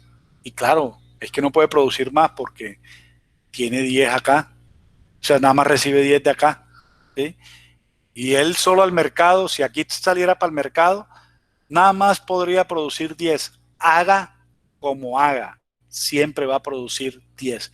Este proceso que ustedes ven acá solamente produce 10. Bueno, produce 10 de producto terminado, pero un montón de inventarios que se van reforzando todos los meses. Entonces, la conclusión al final es que los recursos ociosos no necesariamente son un desperdicio. Muchas veces al tener los recursos trabajando al 100% es el mayor de los desperdicios. Por lo tanto, eventualmente debemos parar los recursos para disminuir los inventarios. Claro, señor. Hey, cálmate, viejo, no produzca las 20 unidades porque es que ya estamos llenos de inventario. De hecho, detente totalmente. Igual a este, hey, loco, no, mañana no vengas a trabajar porque es que mira cómo estás, ¿sí? Este sí, evidentemente va a seguir trabajando siempre y este va a seguir siendo trabajando a una capacidad inferior. ¿Sí? ¿Estamos claros hasta ahí? ¿Alguna pregunta? Entonces, eventualmente debemos parar. Entonces, como esa premisa es falsa, un recurso ocioso en realidad no es un desperdicio mayor. Hay desperdicios mayores que un recurso ocioso. Y en este caso, un desperdicio mayor es mantener un recurso trabajando constantemente al 100%. Si ustedes se leyeron el libro, se van a dar cuenta que en realidad lo que el señor hace es decir, bueno, aquí voy a 10, aquí voy a 10, aquí voy a 10 y aquí voy a 10. Balanceo mi línea y trabajo sobre la restricción, pero eso es un cuento que vamos a tratar más adelante. Entonces, si un recurso ocioso es un recurso, no es un recurso mayor, entonces esa es una idea equivocada. Entonces, resumamos. Efectos indeseables de operaciones son el pobre desempeño en fechas de entrega de tiempos largos, inventarios demasiado altos, largos periodos de repago, demasiadas quejas de los clientes, malas relaciones humanas. Aquí hemos resumido los efectos indeseables de operaciones que presentan las líneas de producción que consideran que las eficiencias locales son una forma de gerenciar bien. ¿Sí? Esto genera, las eficiencias locales generan pobre desempeño en fechas de entrega, generan tiempos de entrega largos, generan inventarios demasiado altos, generan largos periodos de repago, quejas y pérdidas de clientes y malas relaciones humanas. También miramos que el conflicto raíz de utilizar las eficiencias locales como medidor principal y el supuesto inválido de que un recurso ocioso es un desperdicio mayor. ¿Sí? ¿Qué hay que cambiar? El hecho de que un recurso ocioso no es un desperdicio mayor.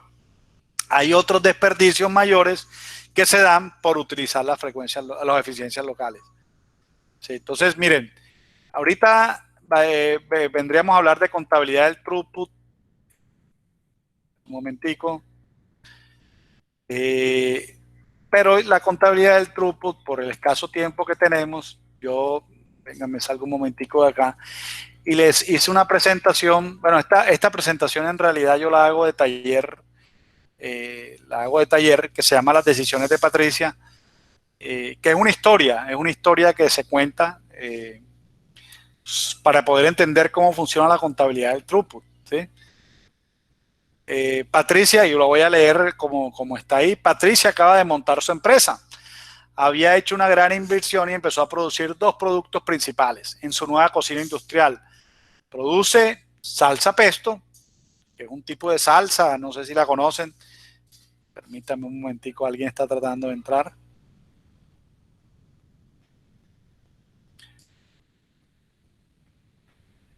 Patricia,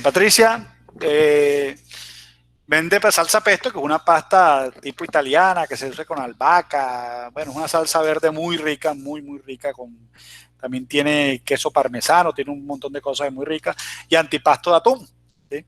Al principio vendió de manera muy informal, pero fue juiciosa fue juiciosa anotando la demanda de su producto, su tiempo de fabricación y analizando los costos directos asociados a cada uno de ellos. Entonces, mira, le salió esta tablita en la que el pesto lo podía vender a 100 pesos por unidad y el antipasto lo podía vender a 110 pesos. El pesto, la materia prima, le costaba 50 pesos y el antipasto le costaba 45 pesos.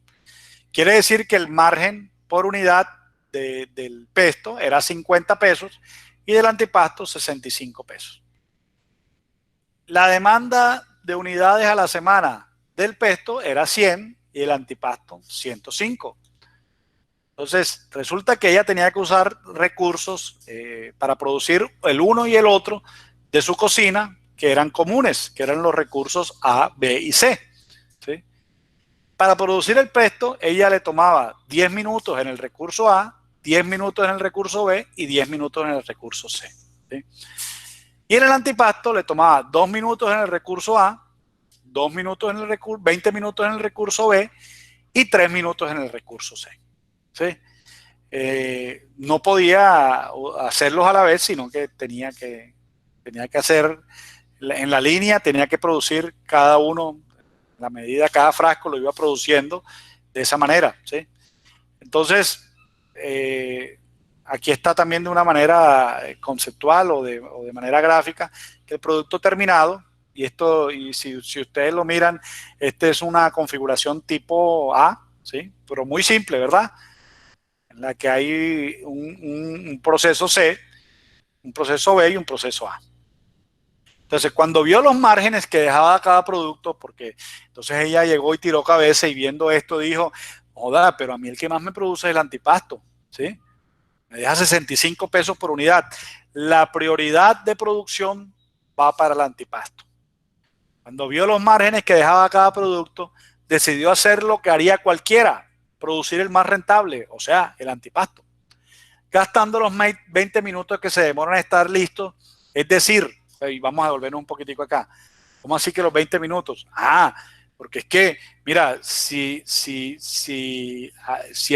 ella como no son procesos secuenciales, sino son procesos que se ensamblan, si yo decido hacer antipasto, a pesar de que mi proceso A sale en 2 minuticos y el proceso C sale en 3 minuticos, el proceso B se demora 20.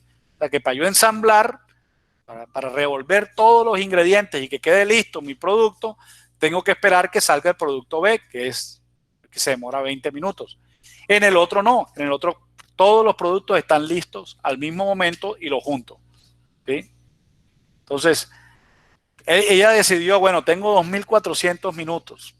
2.400 minutos a la semana para producir mis productos. Permítame un momento. Tengo 2.400 minutos al mes, perdona, para producir mis productos, ¿verdad? Entonces, voy a gastar 2.100 produciendo los 105 que el mercado le pedía. Así que, ¿qué son? ¿De dónde salen los 2.400? 2.400 entre 30 días son 80 horas.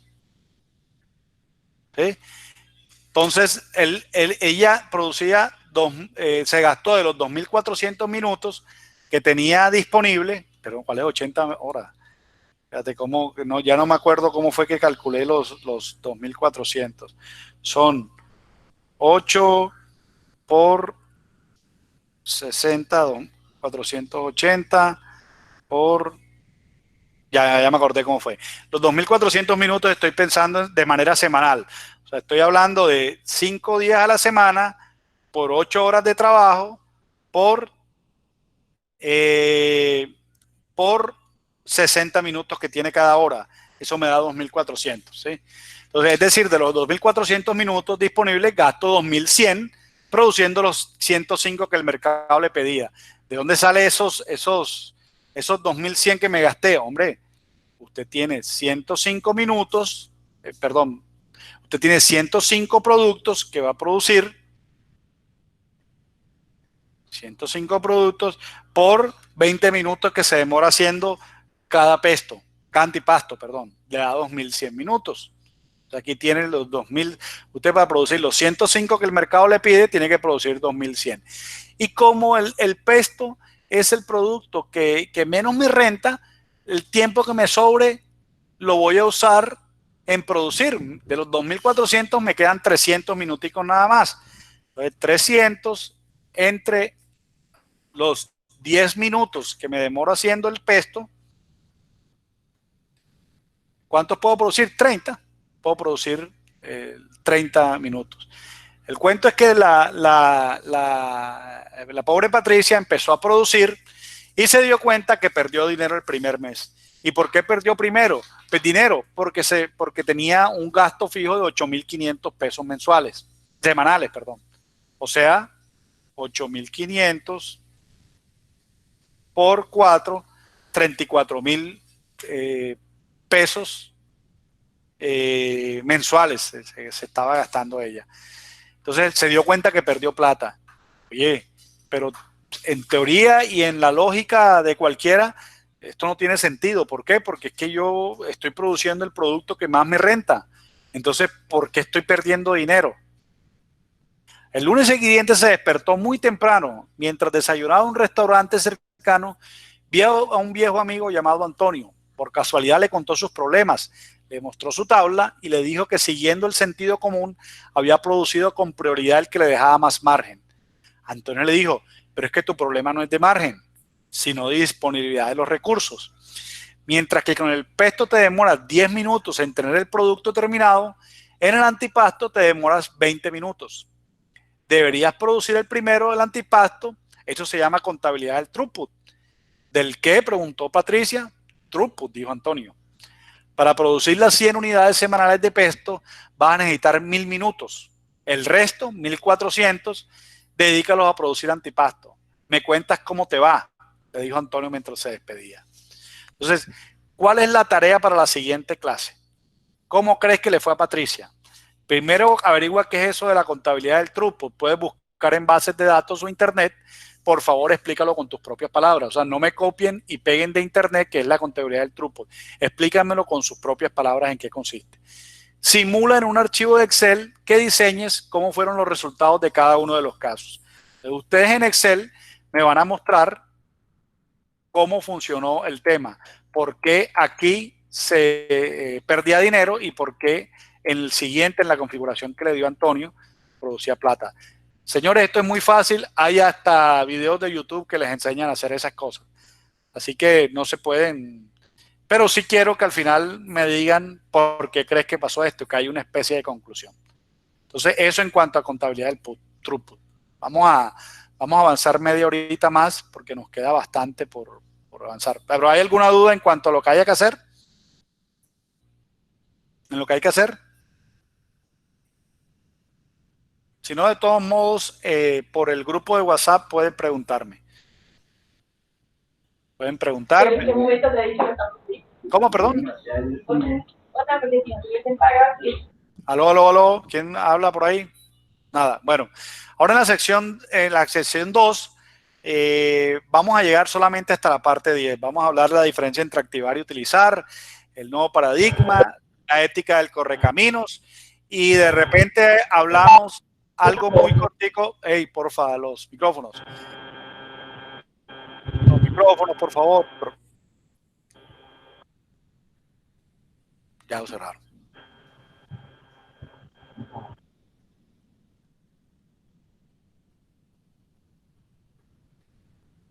Ya.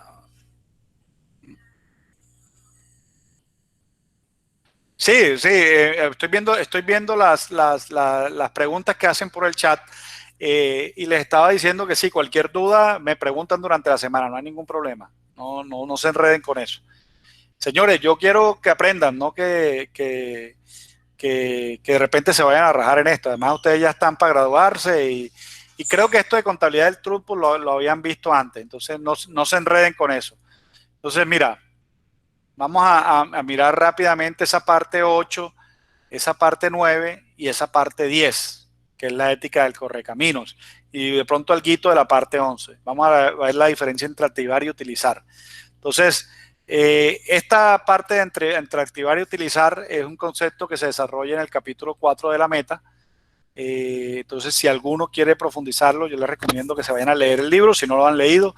De repente en la película el concepto se menciona muy rápidamente, pero no profundiza. En el libro se trata mucho mejor. Entonces, bueno, mira, identificar qué cambiar no implica haber encontrado la solución, ¿sí? ¿Cómo? Porque es que ahorita ya vimos que es inválido pensar que las eficiencias locales no son una idea equivocada dentro de la línea de producción. Sin embargo, para gerenciar bien, sí tenemos que luchar constantemente por reducir el desperdicio, ¿no? Y eso es eficiencia, ¿verdad? Reducir el desperdicio. Y también tenemos que luchar constantemente por incrementar el flujo.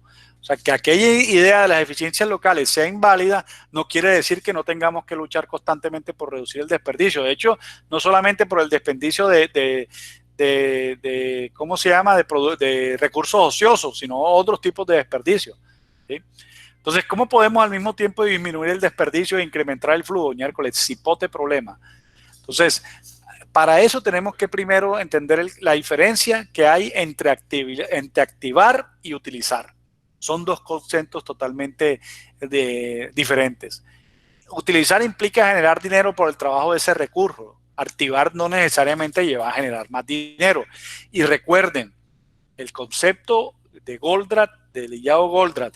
Y miren, y tal vez, bueno, ya creo que no nos dará tiempo porque nosotros, si hubiéramos pues de repente haber dado esta clase presencial, hubiéramos podido profundizar en eso.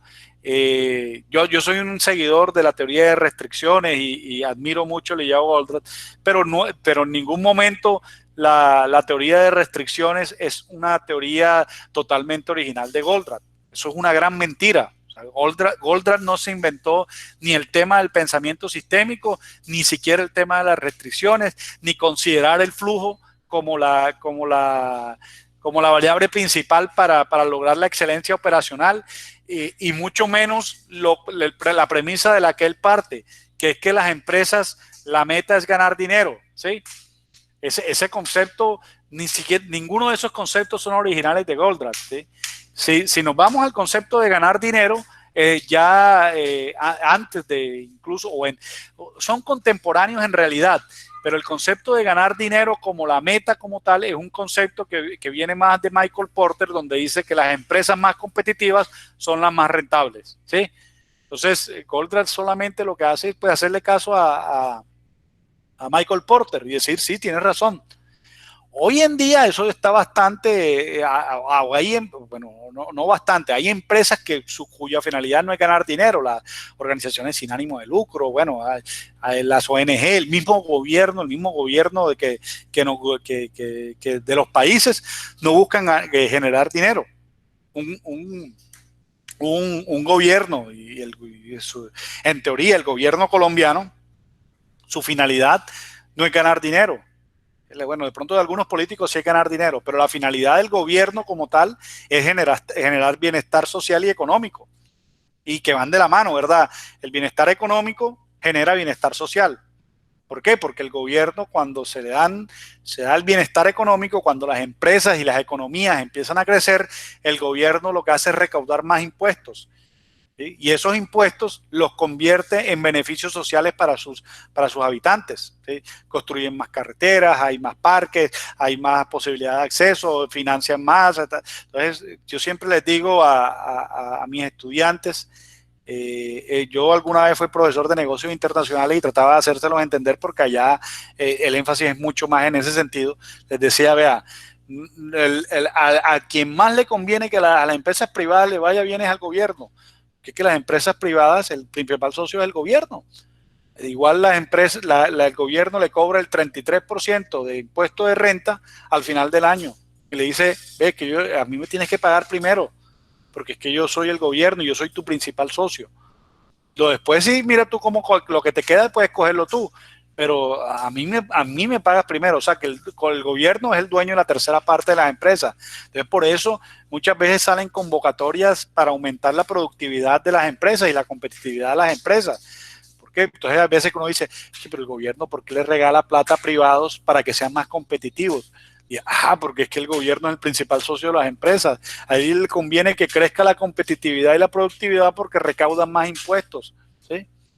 Entonces, los gobiernos buscan que haya más recaudo de dinero. Entonces, mira, activar no necesariamente lleva a generar más dinero. Bueno, estamos hablando de las ideas de Goldratt, me perdí un poquito. Por otra parte, el tema de flujo, el flujo de la producción o el flujo de materiales dentro de la cadena de abastecimiento tampoco es original de Goldratt. Si tú te vas y te vas bien atrás, encuentras que Ford ya lo hacía. Ford tenía clarítico ese concepto. Y lo que hizo aumentar la productividad de Ford fue tener el concepto de la teoría de restricciones, pero mejor dicho, afinadito. Lo tenía clarísimo. Es más, le tocó en un momento más fácil todavía, porque en este momento, cuando usted afina su línea de producción, se encuentra con una restricción en el mercado. Que el mercado de pronto no le compra todo lo que usted es capaz de producir. Ford no tenía ese problema. Todo lo que sacaba ese man se vendía. Y ese man fue el primero que afinó todo eso. Después, cuando se volvieron a volver complejos los procesos productivos, Toyota se inventó el proceso de producción de Toyota, que hoy en día todavía es la berraquera.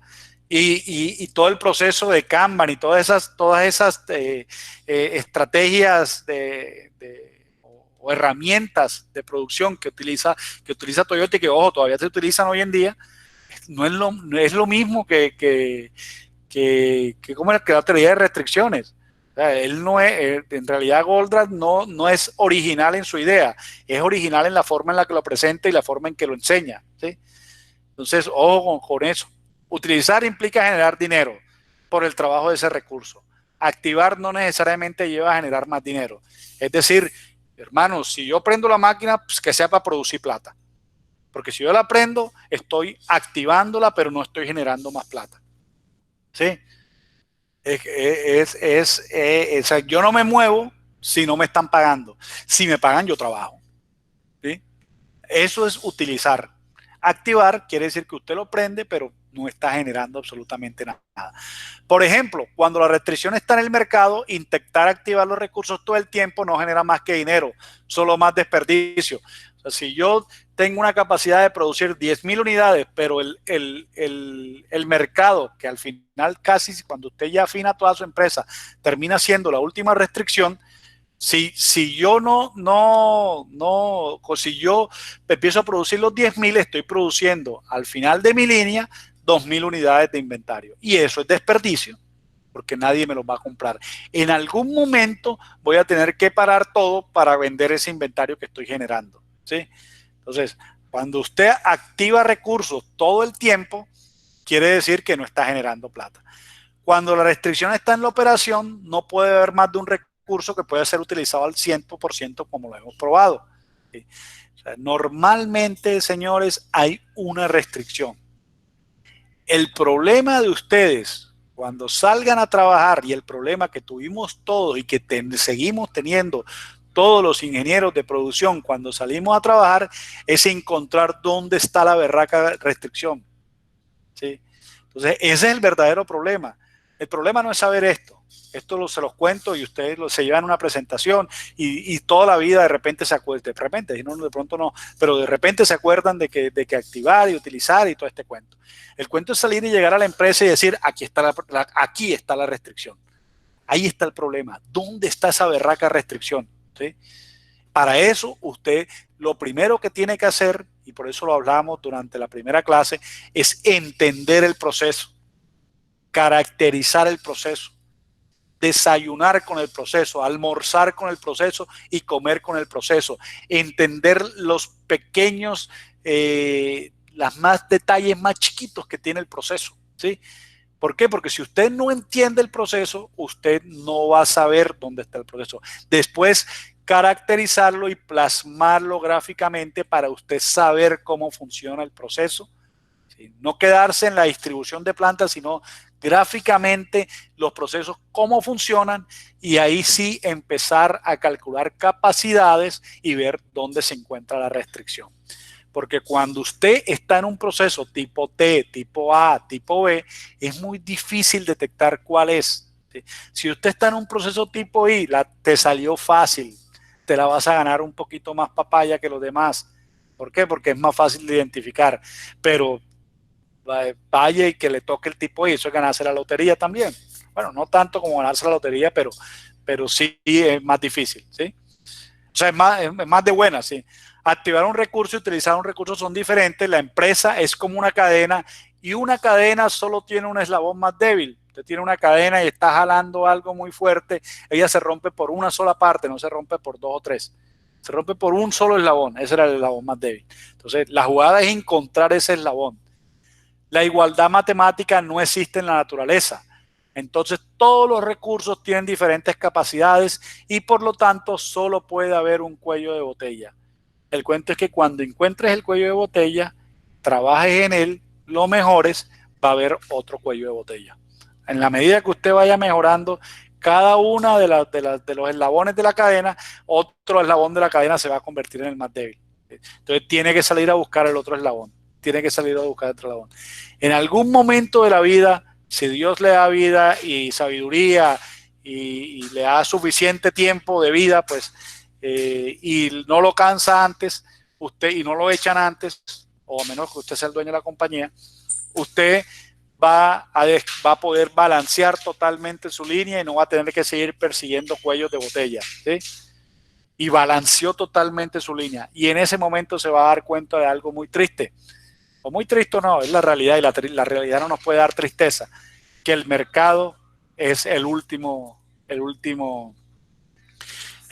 cuello de botella, y ese es más jodido. Ese es más jodido porque depende de otras variables y depende de la competencia, de la situación económica, de que no haya pandemia, de que no haya, entonces ahí hay otro cuello de botella al final de la línea. Ahora es claro que una hora perdida en un cuello de botella es una hora perdida en todo el sistema. Sí. Si usted pierde una hora si usted pierde una hora en algo que no sea un cuello de botella, puede ser que no pase nada. Sí, no, puede ser que no pase nada. Pero si la pierde en el cuello de botella, claro, se retrasa todo el proceso. Toda la línea. Una hora errada en un cuello de botella es un espejismo. O sea, ¿qué te está diciendo Goldratt de aquí? Es, hey, no te enfoques en optimizar procesos que no sean cuellos de botella, porque estás botando plata. No estás haciendo nada cuando ahorras tiempo en los cuellos de botella. Tienes que ahorrar tiempo en el cuello de botella.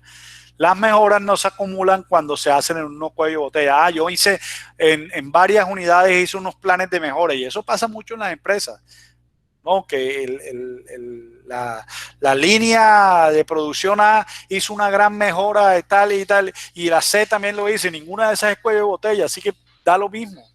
¿No? ¿Da qué? No, tenemos que enfocarnos en el que es cuello de botella.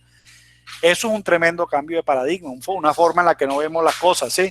Quiere decir que es botar dinero cuando usted está invirtiendo en procesos que no son cuello de botella. ¿Qué pasa con las actuales mediciones de unidades, horas, toneladas, metros cuadrados? Pues hermano, cámbielos. Ya no funciona así, ya no funciona con estándares y con eficiencias locales. ¿Qué implicaciones tiene el nuevo paradigma sobre la forma como medimos a las personas, los departamentos, las áreas? No, ya hay que cambiar el asunto. Ya la forma no funciona con que ya no tenemos que mandar a correr el señor de aquí a la esquina y regresarse. Y ese cuento es cierto, eso no es mentira. El man le decía a la gente, vaya, corra hasta la esquina. El tipo se iba corriendo y se regresaba y le decía, es que a mí no me gusta verlo sin hacer nada, ¿sí? Ya no tenemos que mandar a la gente a hacer eso porque la gente cumple objetivos y no calienta puestos, ¿sí? O no calienta máquinas, que lo vean ahí trabajando. Aparte que ese paradigma convierte a la gente en cínica. ¿Cinismo qué es? Que usted muestra como si sí, pero no, ¿sí? Usted sabe que puede terminar su trabajo antes, pero es cínica y se demora en terminarlo porque usted sabe que si usted lo termina antes le van a poner más trabajo, ¿sí? Yo mejor me demoro las 8 horas haciendo lo que me dijeron y no me demoro 4. Yo sé que la puedo terminar en 4, pero no lo voy a hacer porque, ¿sí? Ese paradigma es un cambio de chip fuerte en empleadores y empleados. Los recursos del cuello de botella no deben ser gerenciados, de los recursos de no cuello de botella deben ser gerenciados de tal forma que el cuello de botella sea utilizado tanto como sea posible. Es decir, voy a organizar toda mi programación de producción para que el cuello de botella nunca esté inactivo. Es lo único que me preocupa. Las eficiencias locales de esos que no son cuello de botella no me importan nada. Lo único que tengo que estar es que siempre haya material para el cuello de botella. Pagar para tener más eficiencia en un recurso no cuello de botella es un tremendo desperdicio. Ahorrar listamientos en un no cuello de botella hace muchísimo daño en el sistema. O sea, que yo me gaste tiempo en buscar que se haya el proceso de alistamiento para un cambio de lote en un no cuello de botella, al final de cuentas eso hace daño en el sistema porque estoy poniendo a trabajar más rápido cosas que no son cuellos de botella y voy a generar inventario. La ética del correcamino, y con esto terminamos por hoy. La ética de trabajo actual es lucir ocupados. Esto tiene las siguientes implicaciones. Los recursos trabajan tanto como sea posible. Los recursos que están antes del cuello de botella generan niveles de inventarios altos. La ética del correcamino es la ética de lucir ocupado, así se le dice. Entonces, trabajamos tanto, o sea, tenemos que poner a los recursos a trabajar al 100%. Entonces, eso genera altos niveles de inventario, especialmente en proceso. Los recursos que están después del cuello de botella no tienen alternativa, solo pueden producir lo que el cuello de botella les alimenta. Esos están trabajando y si son medidos como ineficientes porque solamente pueden producir lo que le manda el cuello de botella. La actual ética de trabajo, de lucir ocupado, de estar corriendo todo el tiempo, solo tiene sentido en el cuello de botella, ¿sí? Solamente el cuello de botella tiene que permanecer siempre ocupado. Solamente tenemos que correr con el cuello de botella. Es el único que importa. Entonces, eso genera esa ética del correcaminos en la que importan las eficiencias locales más que la del cuello de botella. Terminamos trabajando a 2 velocidades. ¿Sí? Y lo pondría al revés. Yo puse quieto y a toda, pero en realidad es a toda y quieto. ¿Por qué? Porque empiezo a trabajar, me llené de inventarios, paren, señores, porque deje que el cuello de botella evacúe, arranquen otra vez a toda. Otra vez, paren. ¿Sí? Es decir, si tiene trabajo, trabaje tan rápido como pueda, de otra forma, pare. Sí, porque mierda, ya nos llenamos de inventario, ya para. Entonces, tenemos 2 velocidades, a quieto y a toda. No hay una velocidad intermedia ahí. Bueno, esto lo vamos a dejar para la próxima clase. Vamos a explicar el tambor amortiguador cuerda. Vamos a terminar esta presentación y vamos a ver, de verdad el tiempo era muy corto para abarcar tanto espacio, para abarcar tantas clases, o a menos que ustedes, y me avisan por favor si lo quieren ampliar, con mucho gusto lo hago sin necesidad de que hablemos más del Lean Manufacturing, pues lo podemos hacer otro día. En el que ustedes me digan, podemos hacerlo, no hay ningún problema. Si quieren, vemos otra clase adicional. Pero según lo que tenemos programado, voy a mirar aquí un momentico el calendario. Tendríamos clase miércoles o jueves. Yo preferiría que fuera el jueves 30. ¿Les parece bien? Sí, profe, cuando tú digas. A mí me parece bien, profe. El jueves está profe, bien. no hay problema. Listo, jueves 30 estaremos programados para que de pronto no pregunten. Igual yo les voy a poner ahorita por el grupo de WhatsApp, les voy a mandar ¿cómo se llama? Vamos a detener la grabación.